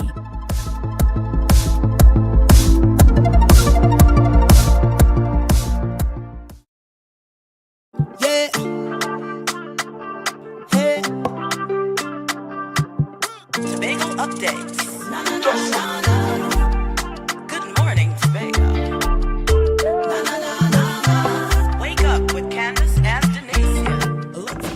Welcome to Good Morning Tobago on Tobago Updates, your source for current affairs in Tobago, Trinidad, and the region. With the perfect conversations to complement your morning routine, I am Candace Jackson, and let's get started with the news in 90 seconds. The news in 90 seconds is brought to you by Flow, working for you on Tobago's newest fiber network. Police have apprehended a suspect believed to be involved in the fatal shooting at Up Top Bar in Crown Point. A 17-year-old girl, Precious Wills, was killed and another woman was injured. The woman is in critical but stable condition at the Scarborough General Hospital. The incident occurred at 3:05 a.m. on Sunday. Reports state a man drew a firearm in the bar, fatally hitting Wills in the chest before injuring the other woman. Up Top's bar management extended condolences and promised to immediately increase security measures at the bar. The incident brings Tobago's murder count to 9 for this year. And now the search is ongoing for Matthias Jerry, presumed to have drowned after encountering trouble while operating a jet ski near No Man's Land. Jerry fell into the water and authorities were alerted when he failed to resurface. However, the Trinidad and Tobago Coast Guard cannot initiate a search and rescue operations due to the unavailability of a vessel. Consequently, the Tobago Marine Safety and Security Services, under the leadership of Alvin Douglas, has taken charge of the search efforts. This incident follows closely after Douglas emphasized deficiencies in Tobago's marine safety protocols and advocated for a dedicated marine search and rescue unit within the THA. And finally, calypso artist turned gospel singer Denise Plummer passed away on Sunday. Plummer had been battling stage 4 cancer for some time. She was 69. Her musical career spanned 5 decades. Plummer's Calypso journey faced a challenging start with a skeptical audience at her 1986 debut in Skinner Park, yet she persevered, becoming a Calypso queen 6 times, securing the National Calypso Monarch title in 2001. Plummer's transition to gospel was marked by joining the World Outreach Ministries Church in 2015 and continued to release impactful music until she fell ill. And that was your news in 90 seconds. Tobago, after freeness is more speed and better TV. Get a free Samsung smartphone and free installation, plus 200 megabits per second, Paramount Plus, and more for only $299 with a select 200 plan from Flow. Visit online at discoverflow.co today. Welcome back to Good Morning Tobago, and viewers, as coming off from the news, the Calypso fraternity right now is in mourning with the passing of Denise Plummer, such an icon here for us in Trinidad and Tobago, and interestingly, just a couple days shy of Independence Day. Now, we are being joined online by Ms. Shirlene Hendrickson, who is the General Secretary of the Tobago Unified Calypsonians Organization. Good morning and welcome to you. Good morning, Candice Jackson and all of Tobago and the region as we listen to your wonderful program, and I must tip my hats to you. So on behalf of our president, Mr. Ainsley King, who called me and told me to step in, it's with what we are sad. Yes. We are sad, even though we would have heard of her health challenges. But she was not just any icon, she was an indefatigable icon. And we would always remember, it's like I'm talking to you and I'm like I've seen her, So we are sad to have lost another treasure, who have certainly left her cultural footprints indelibly written, in the sands of time. And for Trinidad and Tobago, she would have waved the flag locally, regionally, and internationally across the globe. Calypso queen, musician. She started off as a guitarist. She attended the Holy Name Prep and Holy Name Convent, and would have shied away maybe in the earlier days because of the stigma that would have been attached to being a woman in the Calypso realm. But I must say she stepped in after she was encouraged by both Len Boogsy Sharp and our wonderful icon, Super Blue. And Austin Lyons, the Super Blue, encouraged her, and she stepped foot. And of course, as we know in the cultural world, as she entered the semifinals, being selected, she was given the toilet paper back, but that did not deter her. And many younger Calypsonians, especially the females in the art form, could attest to her encouraging them. Do not let anything daunt you. Keep going amidst the challenges. And I, for one, would remember, because she told me when I won the very first National Calypso, way back 1998, and after that I won it 4 years straight. And she told me, if you ain't have a good guy, so don't go back and that. And I would not, I would not forget her. And she was always very affable. Her sister, who was her manager, Miss Arlene, who too would have passed. But, we can't forget Denise. Denise would have represented well, and she would have shown us too that she would have chosen to put God first after in 2015. And it's going down my alley. I too was ordained on the 4th of March, 2023. I'm an itinerant deacon and still singing Calypso, and still educating people with a Master's of Arts in Calypso Studies at the University of Trinidad and Tobago and going on to pursue a doctorate. That too, she would have encouraged us. Don't forget your education. So it's nice as a woman to be talking about Denise and, of course, our Auntie Rosie, who is still alive, still with us. She would have been like the matriarch. Yes. And Lady Wanda, my sister, and I, and Dad, she would have also carried us on tour for the first time, and Denise as well. So we have a lot of rich history, and it's the onus is on us now and Tuco to continue educating the younger ones about Denise, her legacy, her music, the messages in the song, Pan Rising, One Love, 1986. And then she went on to Woman is Boss. So Woman is Boss, Candice. Of course. I Woman mean, is Boss. and I mean, I love your demeanor this morning, because even though that we have lost someone so big in our industry and that had broken so many barriers, because I mean, yeah, and let me just talk a little bit about some of the barriers that she broke.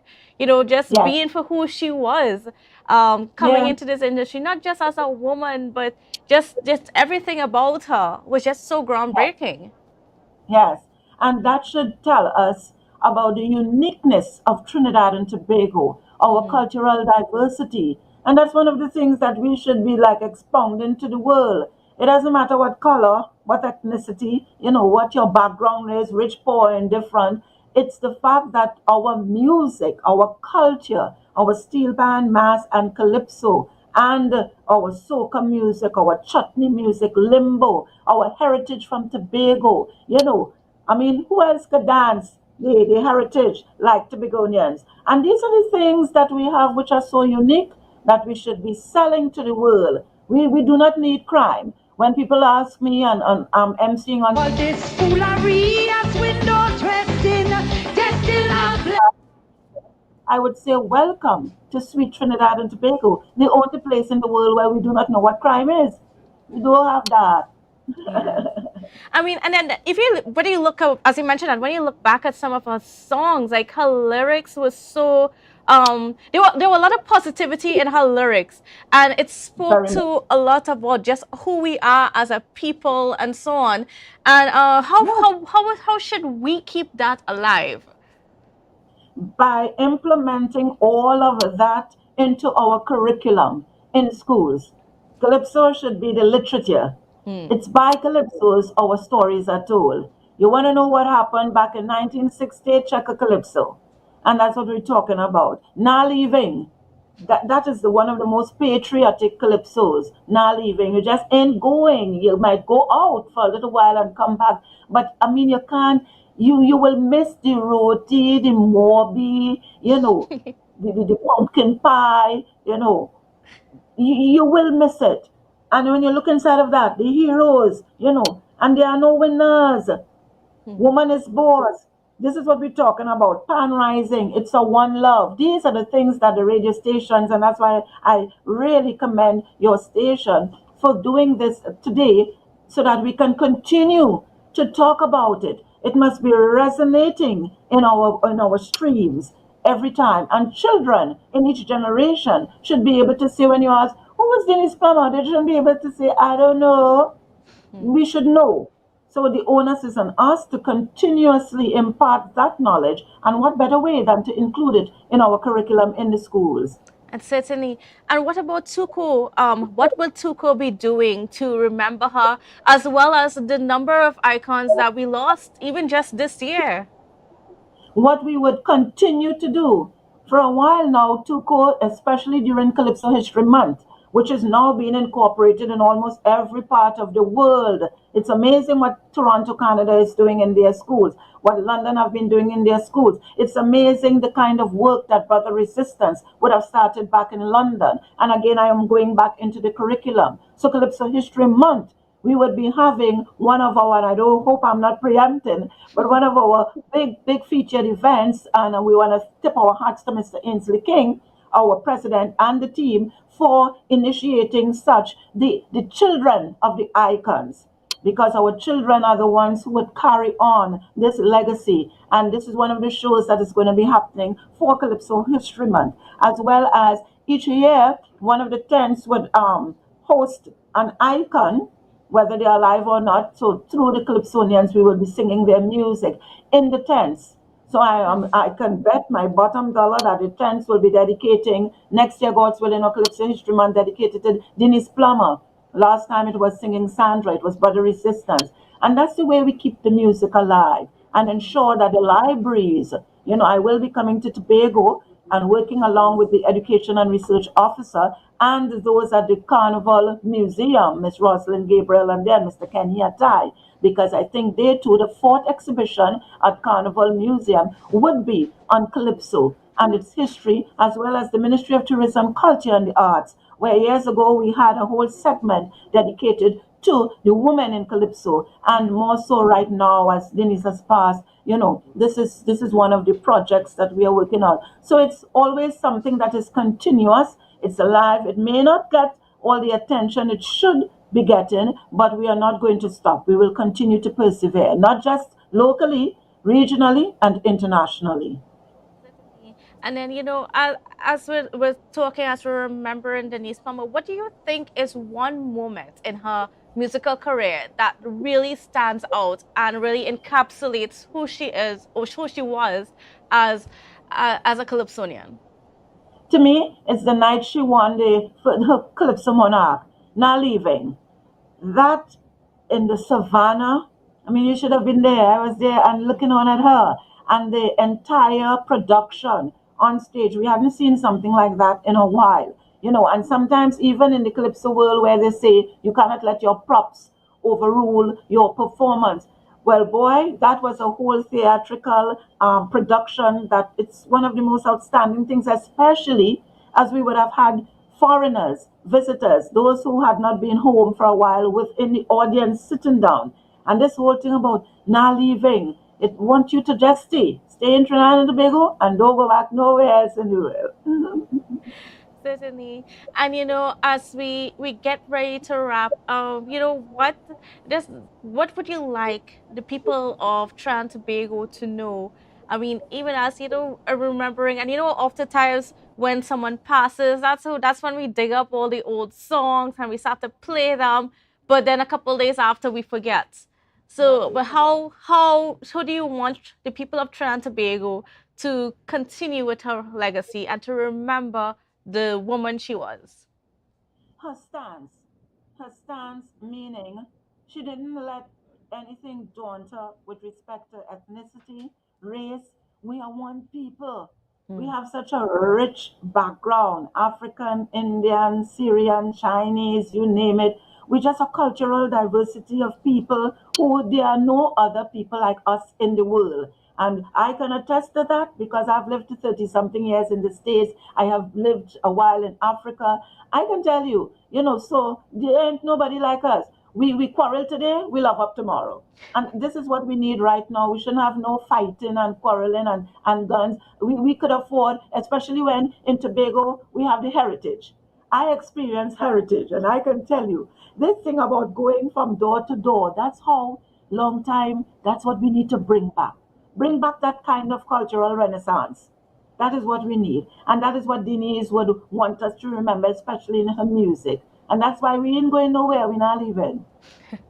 That's such a perfect note to end this as we talk about, just the wonderful icon that Denise Plummer was. I want to thank you so much, Ms. Hendrickson, for being on with us. It was such a pleasure speaking with you this morning. And same here, and to all Tobagonians, all you're not more Tobagonian than me. I was born in Chewacca, Claverton, but I've been coming with my daddy all rounder and my sister Lady Wonder way back when we used to have the road shows. So we would come and sing in Roxborough and then come all the way down to Scarborough, and everybody would come out on the side of the road and wave and whatnot. So we are one people. Let us continue to promote that love. That one love that Denise spoke about back in 1986. Let's do that. And so many other Calypsonians. I know Uncle Shadow, you hear what I'm telling you? Uncle Eric Powder, Uncle Tobago Rio. I can go on because they were all my Uncle Royal Titus. I was there for the funeral because we grew up on stage with them. Uncle Prince Unique, the entire 9 yards of Calypsonians. Listen, we are one. Tobago, no Tobago updates. Keep up your good work, Candice. Don't give up. And to Mr. Parks and all of the wonderful team.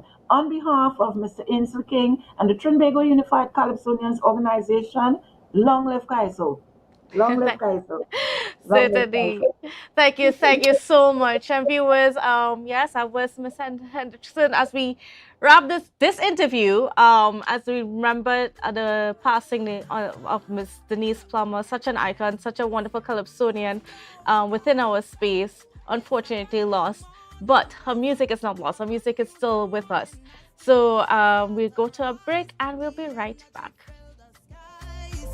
I say, thanks a favor to wake up and hear me neighbor.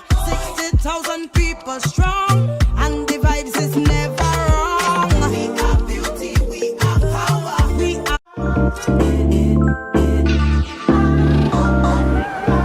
Wait, I don't even have suit and thing for this wedding. Why getting them thing? Well, the port my right over there. Alright, thanks. The Port Mall, where the varieties are large from your favorite stores, from restaurants to salons and from clothing stores to jewelry stores, located at Sanctus Hill, Scarborough, Tobago. Telephone number is 868-334-6589.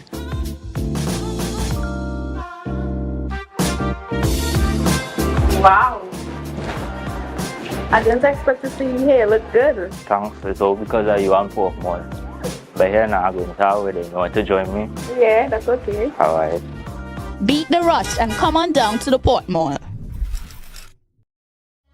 Tapicom. Welcome to the future. The only card you will need in a new world. Digital business cards. Safe, hassle-free. The future is here. Tapicom. New generation digital transfer. Digital time clock cards. Digital attendance cards, air tags, customized designs, digital clothing tags, digital pet tags. Tapicom. The future is here. Contact us today. Tobago Glass Supplies has been a leading name for over 37 years in the glass and aluminum market in Tobago. We provide an extensive range of high-quality, innovative aluminum and glass products for commercial and residential use. Competitive prices with superior and professional services by committed employees who are guided by rigid quality standards. Tobago Glass Supplies specializes in the manufacture and installation of glass and aluminum products that are essential to today's homeowners and the business environment. We are engaged in marketing, sales, and installation of a variety of products. These ranges from windows and doors to necessities such as mirrors for homes and vehicles, designed and manufactured in-house or imported.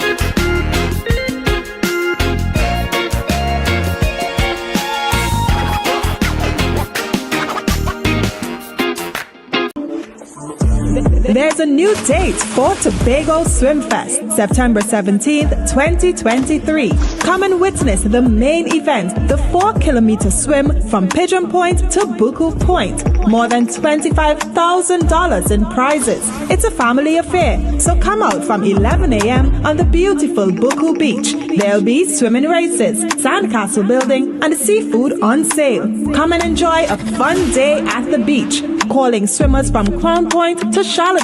Registration on the day.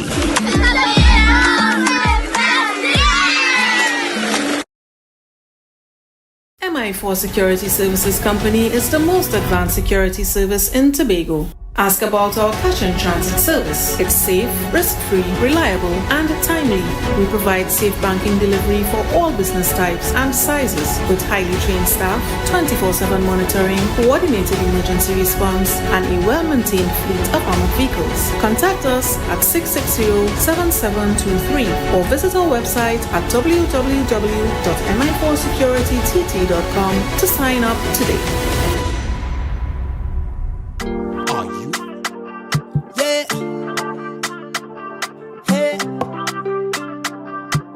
Tobago updates.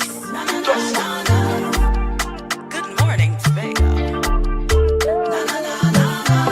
Wake up with Welcome back to Good Morning Tobago on Tobago Updates. Viewers, this morning is quite a sad morning, you could say, because we're dealing with a lot of that.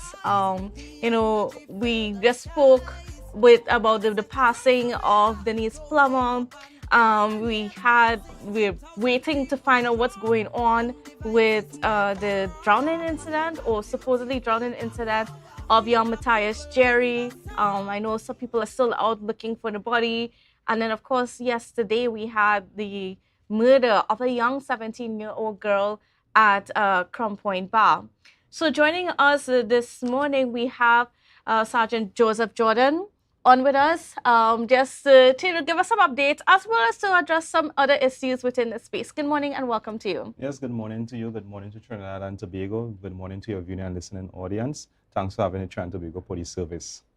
Right, so straight into it as it relates to the updates. Well, Mhm. of course, we know our headlines in Tobago is as a result of this homicide that took place in the Crown Point area. But before I touch the homicide, let me just give our regular statistics and I will go into that. No problem. So as it relates to our serious report crimes for the period January 1st to the August 19 period, we would have recorded 487 SRCs in 2022, whilst for the same period in 2023, we would have recorded 412, which would have, as we continuously seen, our decline in these serious report crimes.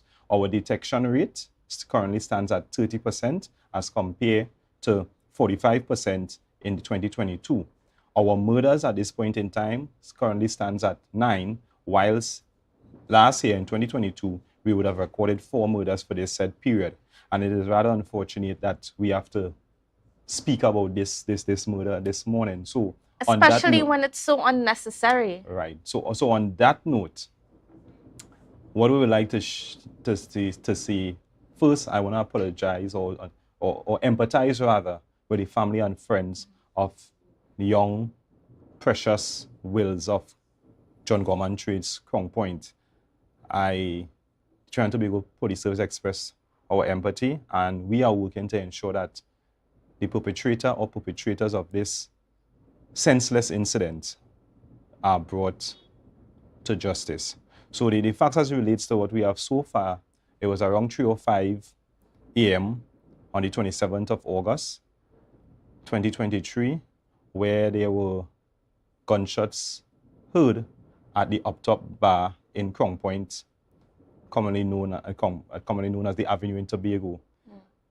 Upon hearing the gunshot, two females,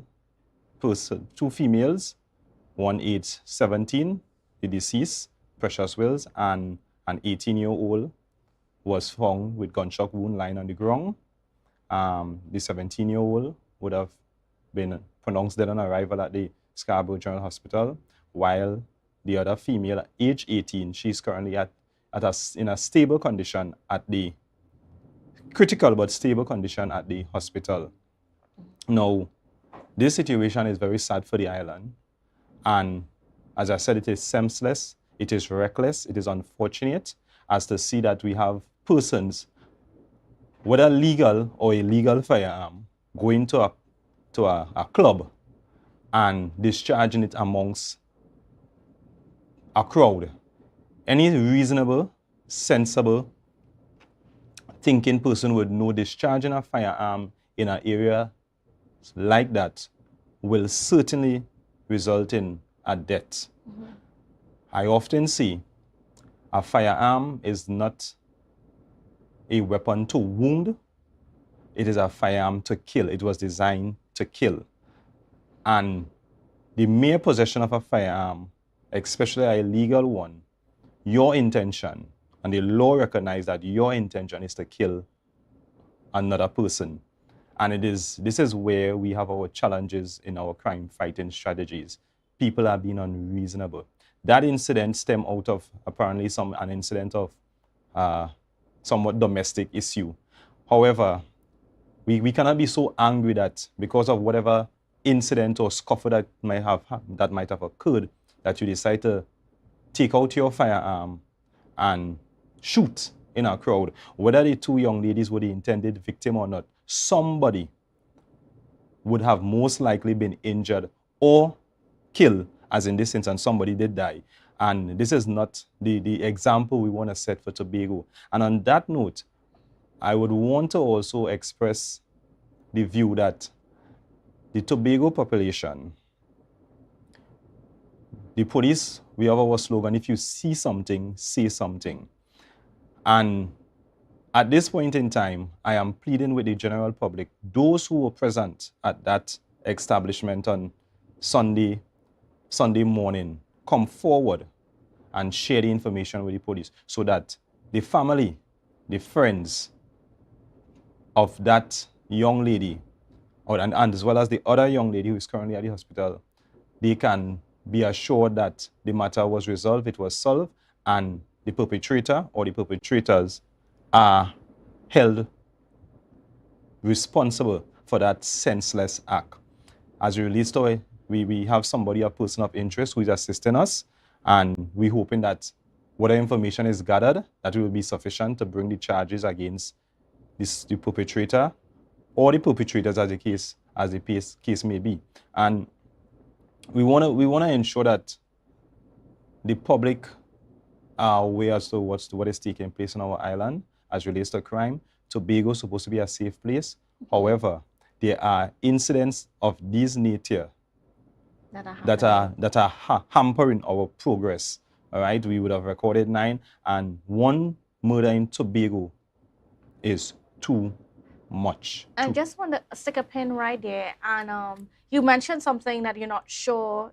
Is it correct that you're not sure if the women, they were the intended targets? Yeah, based on our report, we are not certain if that the two persons that would have, the one that died and the other person that is currently at the hospital, we are not certain if they were the intended target.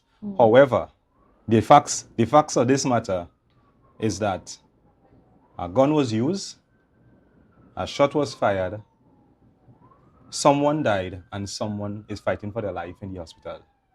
And there were people present in the vicinity. So please, whatever information you have, share. The numbers you can communicate with, you can communicate with the Tobago Homicide at 635-1469. You can also communicate with 800-TIPS or 555 to share whatever information that you may have, that we can solve this crime and bring redress to the family and friends, and also to the Tobago population. As this is not, it is not a regular occurrence, but it is unfortunate. It is really unfortunate. And this is happening in Crown Point, an area where, you know, we have a lot of visitors coming. We have a lot of people coming across from Trinidad because they feel safer going to, you know, enjoy themselves in Tobago. Certainly. And what is this going to do for us? Right, and it definitely perpetrates a negative light on the island, considering persons are leaving Trinidad to come to Tobago, which ought to be a safer environment, and you are experiencing these sort of unfortunate instances. And what is rather amazing, it didn't happen on the street. This is within an establishment. Now, persons may speak about the security. Yes, that was going to be my next question. Persons may speak about the security at the establishment. Persons would speak about why a 17-year-old is at such place. But this is where the law guides us with. Most of the time when you go to nightlife, establishment, bars, restaurants, what we often see is the sign, the sale of alcohol is prohibited or strictly prohibited for persons under the age of 18. Now we speak about the sale of alcohol, and it does not mean that persons under the age of 18 cannot enter the establishment. Now, some establishment may have policies. So they may have a policy where persons under the age of 18 cannot enter. Some persons may have as much go up to the age of 25, but that is in relation to the policy of the establishment. But in relation to the law, the only breach that we can identify at this point in time is the sale of alcohol.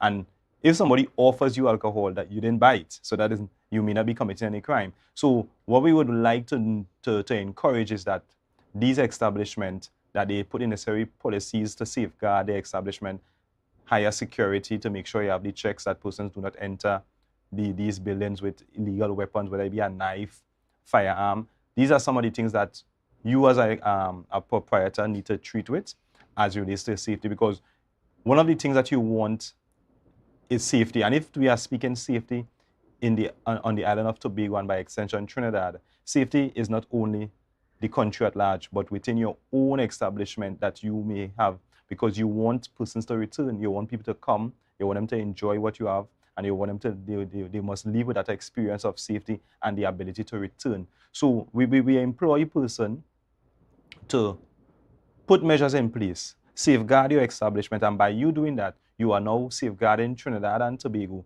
as we know, tourism is one of our main attractions on our island, and we would want to put all the necessary resources in place to protect our citizens. So while the police is doing their part, we would like the general public to also do their part so that we can have a safe and serene Tobago. Is it true that the weapon was left on the scene?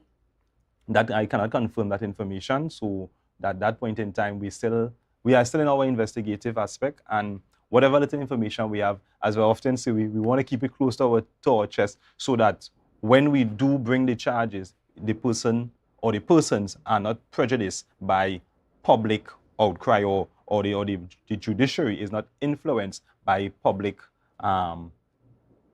subjective thoughts. Certainly. And in relation to some other incidents, now we had the drowning that occurred, or so we're hoping that it's not a drowning. Right. We're really hoping it's not a drowning. Hoping that the young man can be found, but it's not looking positive at this point in time. Right. So yesterday afternoon, that's on the 27th of the 8th, 2023, there was a report of a young man who was apparently testing out a jet ski at the Pigeon Point area. Subsequent later on in that evening, it was observed that the jet ski was just spinning out at sea. So it would have drawn the attention of the lifeguard and other persons who would have rendered aid. However, upon getting to that point, the person was not seen. So we deemed that a missing person at sea. The police as well as the Coast Guard would have been contacted. The Coast Guard would have conducted search into the evening yesterday, and that search should have resumed this morning at 6 a.m. in search of the young male. So it is rather unfortunate. So as it stands, it's a person missing at sea. So we cannot make that pronouncement whether the person has drowned or otherwise. So until new information come to light, we deem that information as a missing person at sea.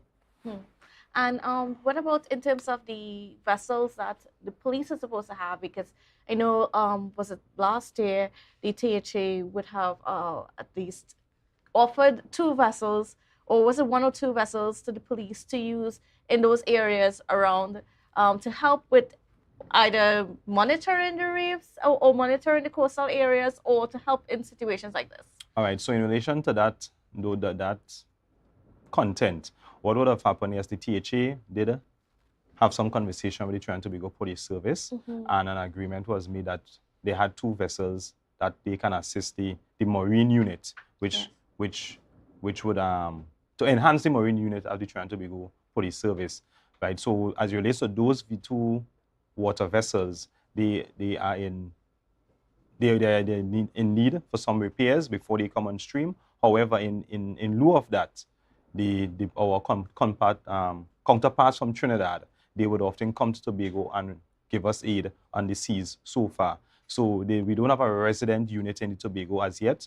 However, whenever needed, especially during the major activities, they come to the island and they assist us, as well as the Coast Guard, with preserving law and order on our waters. And then I have to also raise the issue because unfortunately we've had some incidents this weekend. There was a shooting in Buku on Saturday, if I'm not mistaken. Right, so as it relates to that, I cannot confirm that location, but yes, they had an incident where persons would have challenged the police, and as it relates to gunshots, I want to ask persons, do not engage the police because it will not end good for you. We are trained, we have the skill, and if you fire at us, we will return fire. And basically, we are going to respond with equal force. So we want to ensure that this is becoming a regular occurrence, because about 2 weeks back, we have had a similar situation where a person would have shot at the police. However, that person a chase ensued, and the person was detained as well as the firearm involved. So in this instance, it's similar in nature, and we want to ensure that people are aware that the police, we are not going to be making any jokes about protecting the lives of our citizens as well as protecting our own life, because at the end of the day, self-preservation is important. And persons with illegal firearms. If you are held with an illegal firearm, your sole intention is to kill, not wound, to kill. And if you engage the police or any person who has a FUL or FUEC and they engage you, they are more than likely you would meet an unfortunate instance, most likely death. And it is not a situation where persons would look forward into engaging in such a firefight, but one must preserve themselves. So let us not be reckless in our actions. Let us be reasonable thinking people. As we know, Tobago is a place of family where there is lots of love. Let us keep that going. Let us not make these delinquent, these recalcitrant, cause problems within our society. We want persons to be in an environment that is safe. If you see something, say something. Because if we continue to allow persons to get away with information, we would have crime skyrocketing and they would not be able to solve. Because the police in some instances, or in many instances, are not present when it happens. And we are depending on the community. The police is the community and the community is the police. We are depending on one another to solve crime.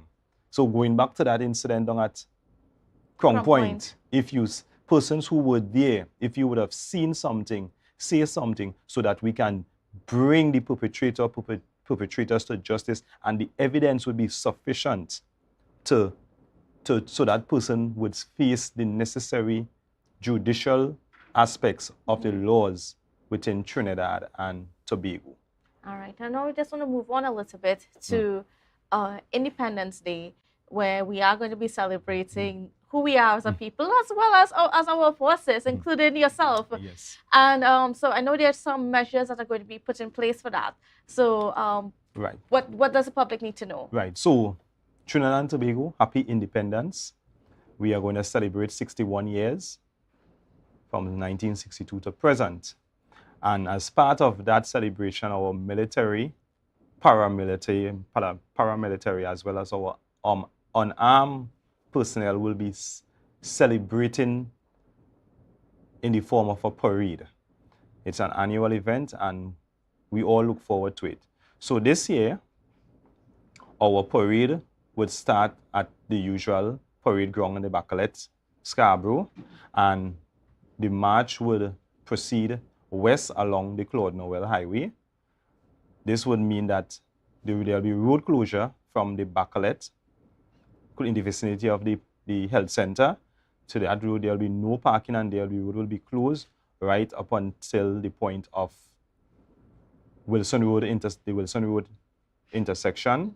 The parade will now turn south along Wilson Road, then turn east along east along Post Office Street, then south onto Gardenside Street, and they would assemble at the Gardenside car park. Now, there'll be no parking along those routes that have been identified. No parking along Wilson Road between the hours of 7 a.m. and 11 a.m. Persons who are found in contravention of this, their vehicles will be wrecked, and those vehicles will be taken to the Scarborough station, where you would incur a fee of $500. It is important to note that the car parks of Market Square, as well as the Gardenside car park, will be closed to the general public. Alternative parking will be sourced at Old Market Square, the Republic Bank car park, FCB car park. We want to ensure that we have a safe, as per usual, a safe independence. The armed forces will be out. There will be collaborative efforts among the Trinidad and Tobago Police Service, the Coast Guard, as well as the Army. So we will be manning the streets to provide safety as well as road management. I am asking persons to comply with the directions of the police officers who will be performing their duties so that we don't have any incident. I know persons want to get as close as possible to the parade, but let us put it in a simple perspective. If you park along the highway where the route is taking place, then you're actually hampering the beautiful parade that will be coming down the road. So persons, be aware of the road restrictions on Thursday. between 7 a.m. and 11 a.m. on the 31st of August 2023. And we'll get into some more of that stuff, or what's being planned for Independence Day and what you, the public, should know when we come back after this break.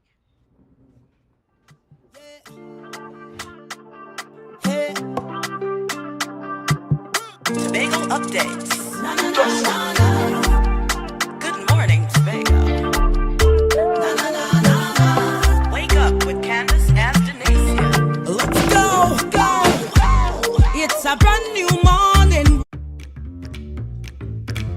But this place so boring enough. We don't even do nothing. Let me go somewhere now. I really want some new things, yeah? Poof. Then look no further.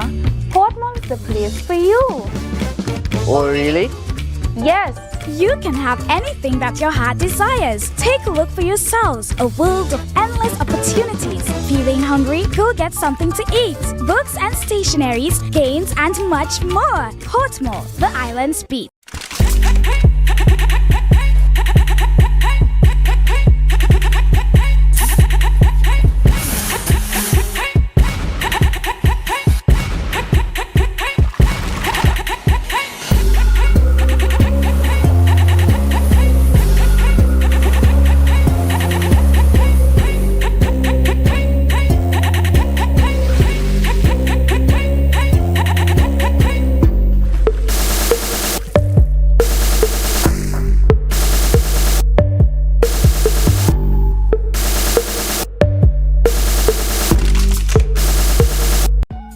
Right now, Tobagonians are just scurrying down to Bonaccord, right in Stobie Local Road. You know why? To come down and shop at Authentic Builders General Hardware, the only hardware store in Tobago that is giving you guys Trinidad prices. So for instance, such as steel, half-inch and 5/8, $7,895. 5/8 construction ply for $260. Every single thing that you will need to do your home renovation or start your new construction, we have it right here.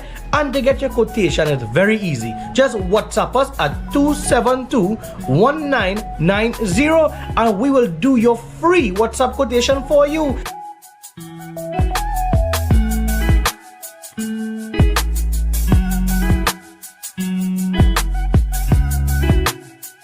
Jimmy's Holiday Resorts has 1, 2, and 3 bedroom fully self-contained apartments located at the heart of Crown Point. Minutes walk to the popular beaches, restaurants, bars, and the airport. Enjoy our amazing amenities such as fully equipped apartments, complete with Wi-Fi, AC, TV, and a pool, and a mini-mart on the compound. Call 639-8292 or 8929. Jimmy's Holiday Resorts is your family's home away from home.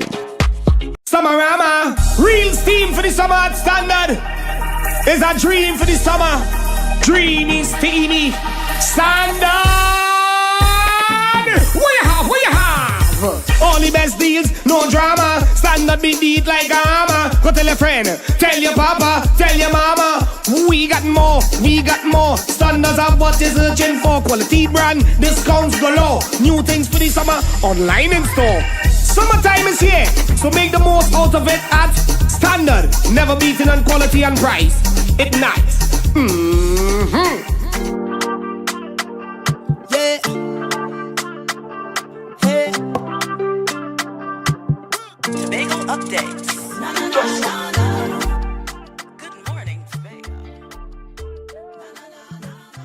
Sergeant Joseph Jordan from the TPS, as we also not just discuss what's been happening in the space of crime, but we also discuss some of the plans for Independence Day. Now, before we went to the break, he spoke a little bit about what's to happen for the Independence Day parade and, you know, what you, the public, need to be aware of, especially and most importantly, where not to park. So, we're moving into the rest of the day because later in the day, we would be having the fireworks. There's even the regatta that's going to be happening in Scarborough and so on. So what can you tell us about those things that are coming up? All right. So what we are aware of, right? And I need to make this very clear. There are things that have been put in the public that the police does not have any legal document to work with, right? So what we are aware of is that we would have our usual fireworks, and the officers would be in place to provide that level of security and safety for the persons who are coming into Scarborough to view the fireworks. So that would take effect from around 6 p.m. So there will be a presence of police officers. There will not be much restriction as relates to parking and road closure, but we'll have a presence to ensure that persons are safe because of the crowd that make up, or the crowd that is expected in the Scarborough area. We would have heard some ads as relates to regatta. The last time I checked, there was no documentation as relates to that, but obviously we cannot bury our heads in the sand. The information is out there, and we will need to make the necessary inquiries to ensure what is taking place. As it relates to the later on in the evening, well, we have the Tobago Jam, which is the launch of the Tobago Carnival.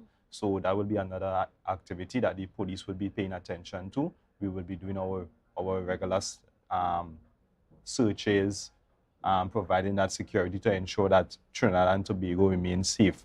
So we want to inform the public that we will be out providing that necessary support with among our various military participants to ensure that we could have a crime-free Independence Day. We know it's buzzing with a lot of activity. People look forward to these things. But once again, I ask that we just comply with the instructions of the police officers that will be performing their duties, be reasonable in your action, and we would be able to have a very seamless transition during that period of time.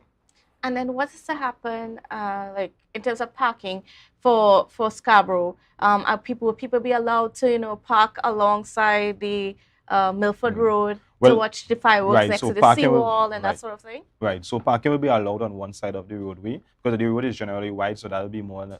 Parking will be allowed on the southern side of if you're proceeding.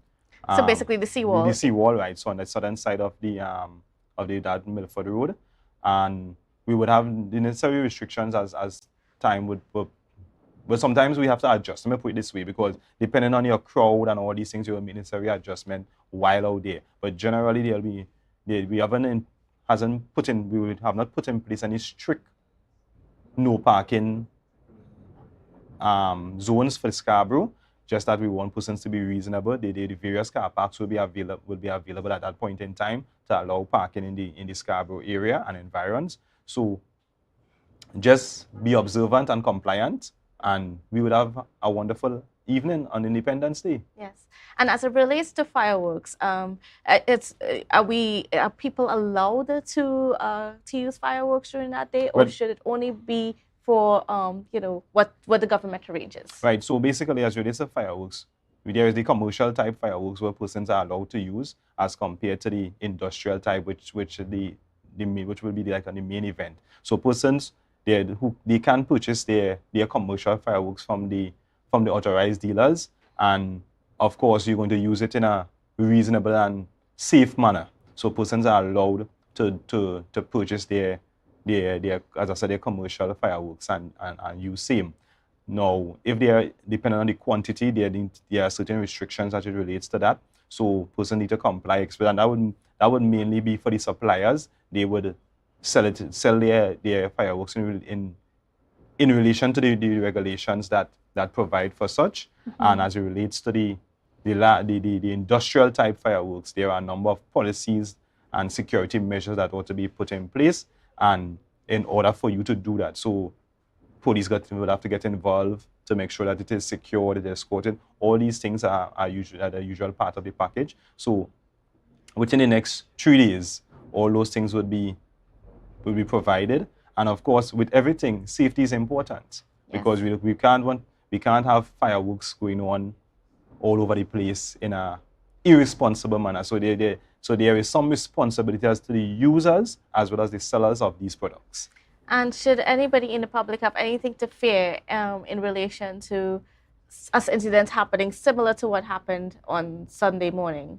Well, as in that instance, it is isolated. I do not believe that we should have a fear of going out and socializing. It is an isolated one, and we would ensure and we would wish that it does not happen again. So in instances like that, we would ask that proprietors of these establishments put the necessary policies in place to safeguard your patrons so that there is no repeat of it. We, the police, we will be doing our public education aspect as relates to that. We will be continuing with our patrols, our stop and searches. We continue to do what we need to do to ensure that we provide for a safe environment. So we rest assured that Tobago remains a safe place. The island of Tobago is one of love and harmony, and the Trinidad and Tobago Police Service, in collaboration with our stakeholders, would ensure that we continue to provide that level of harmony for the citizens of Tobago and by extension, Trinidad and Tobago. All right, great. And that's a wonderful point for us to leave our conversation with. I want to thank you so much, Sergeant Jordan. Oh, tight tongue this morning again, for joining us this morning and for giving us just a perspective on what's been happening as it relates to some of the crime statistics on the island, as well as Independence Day coming up. Thank you very much. So you have a wonderful day and happy independence to Trinidad and Tobago and to you at Tobago Updates. All right, great. So viewers, thank you for being here with us, and we will see you again tomorrow.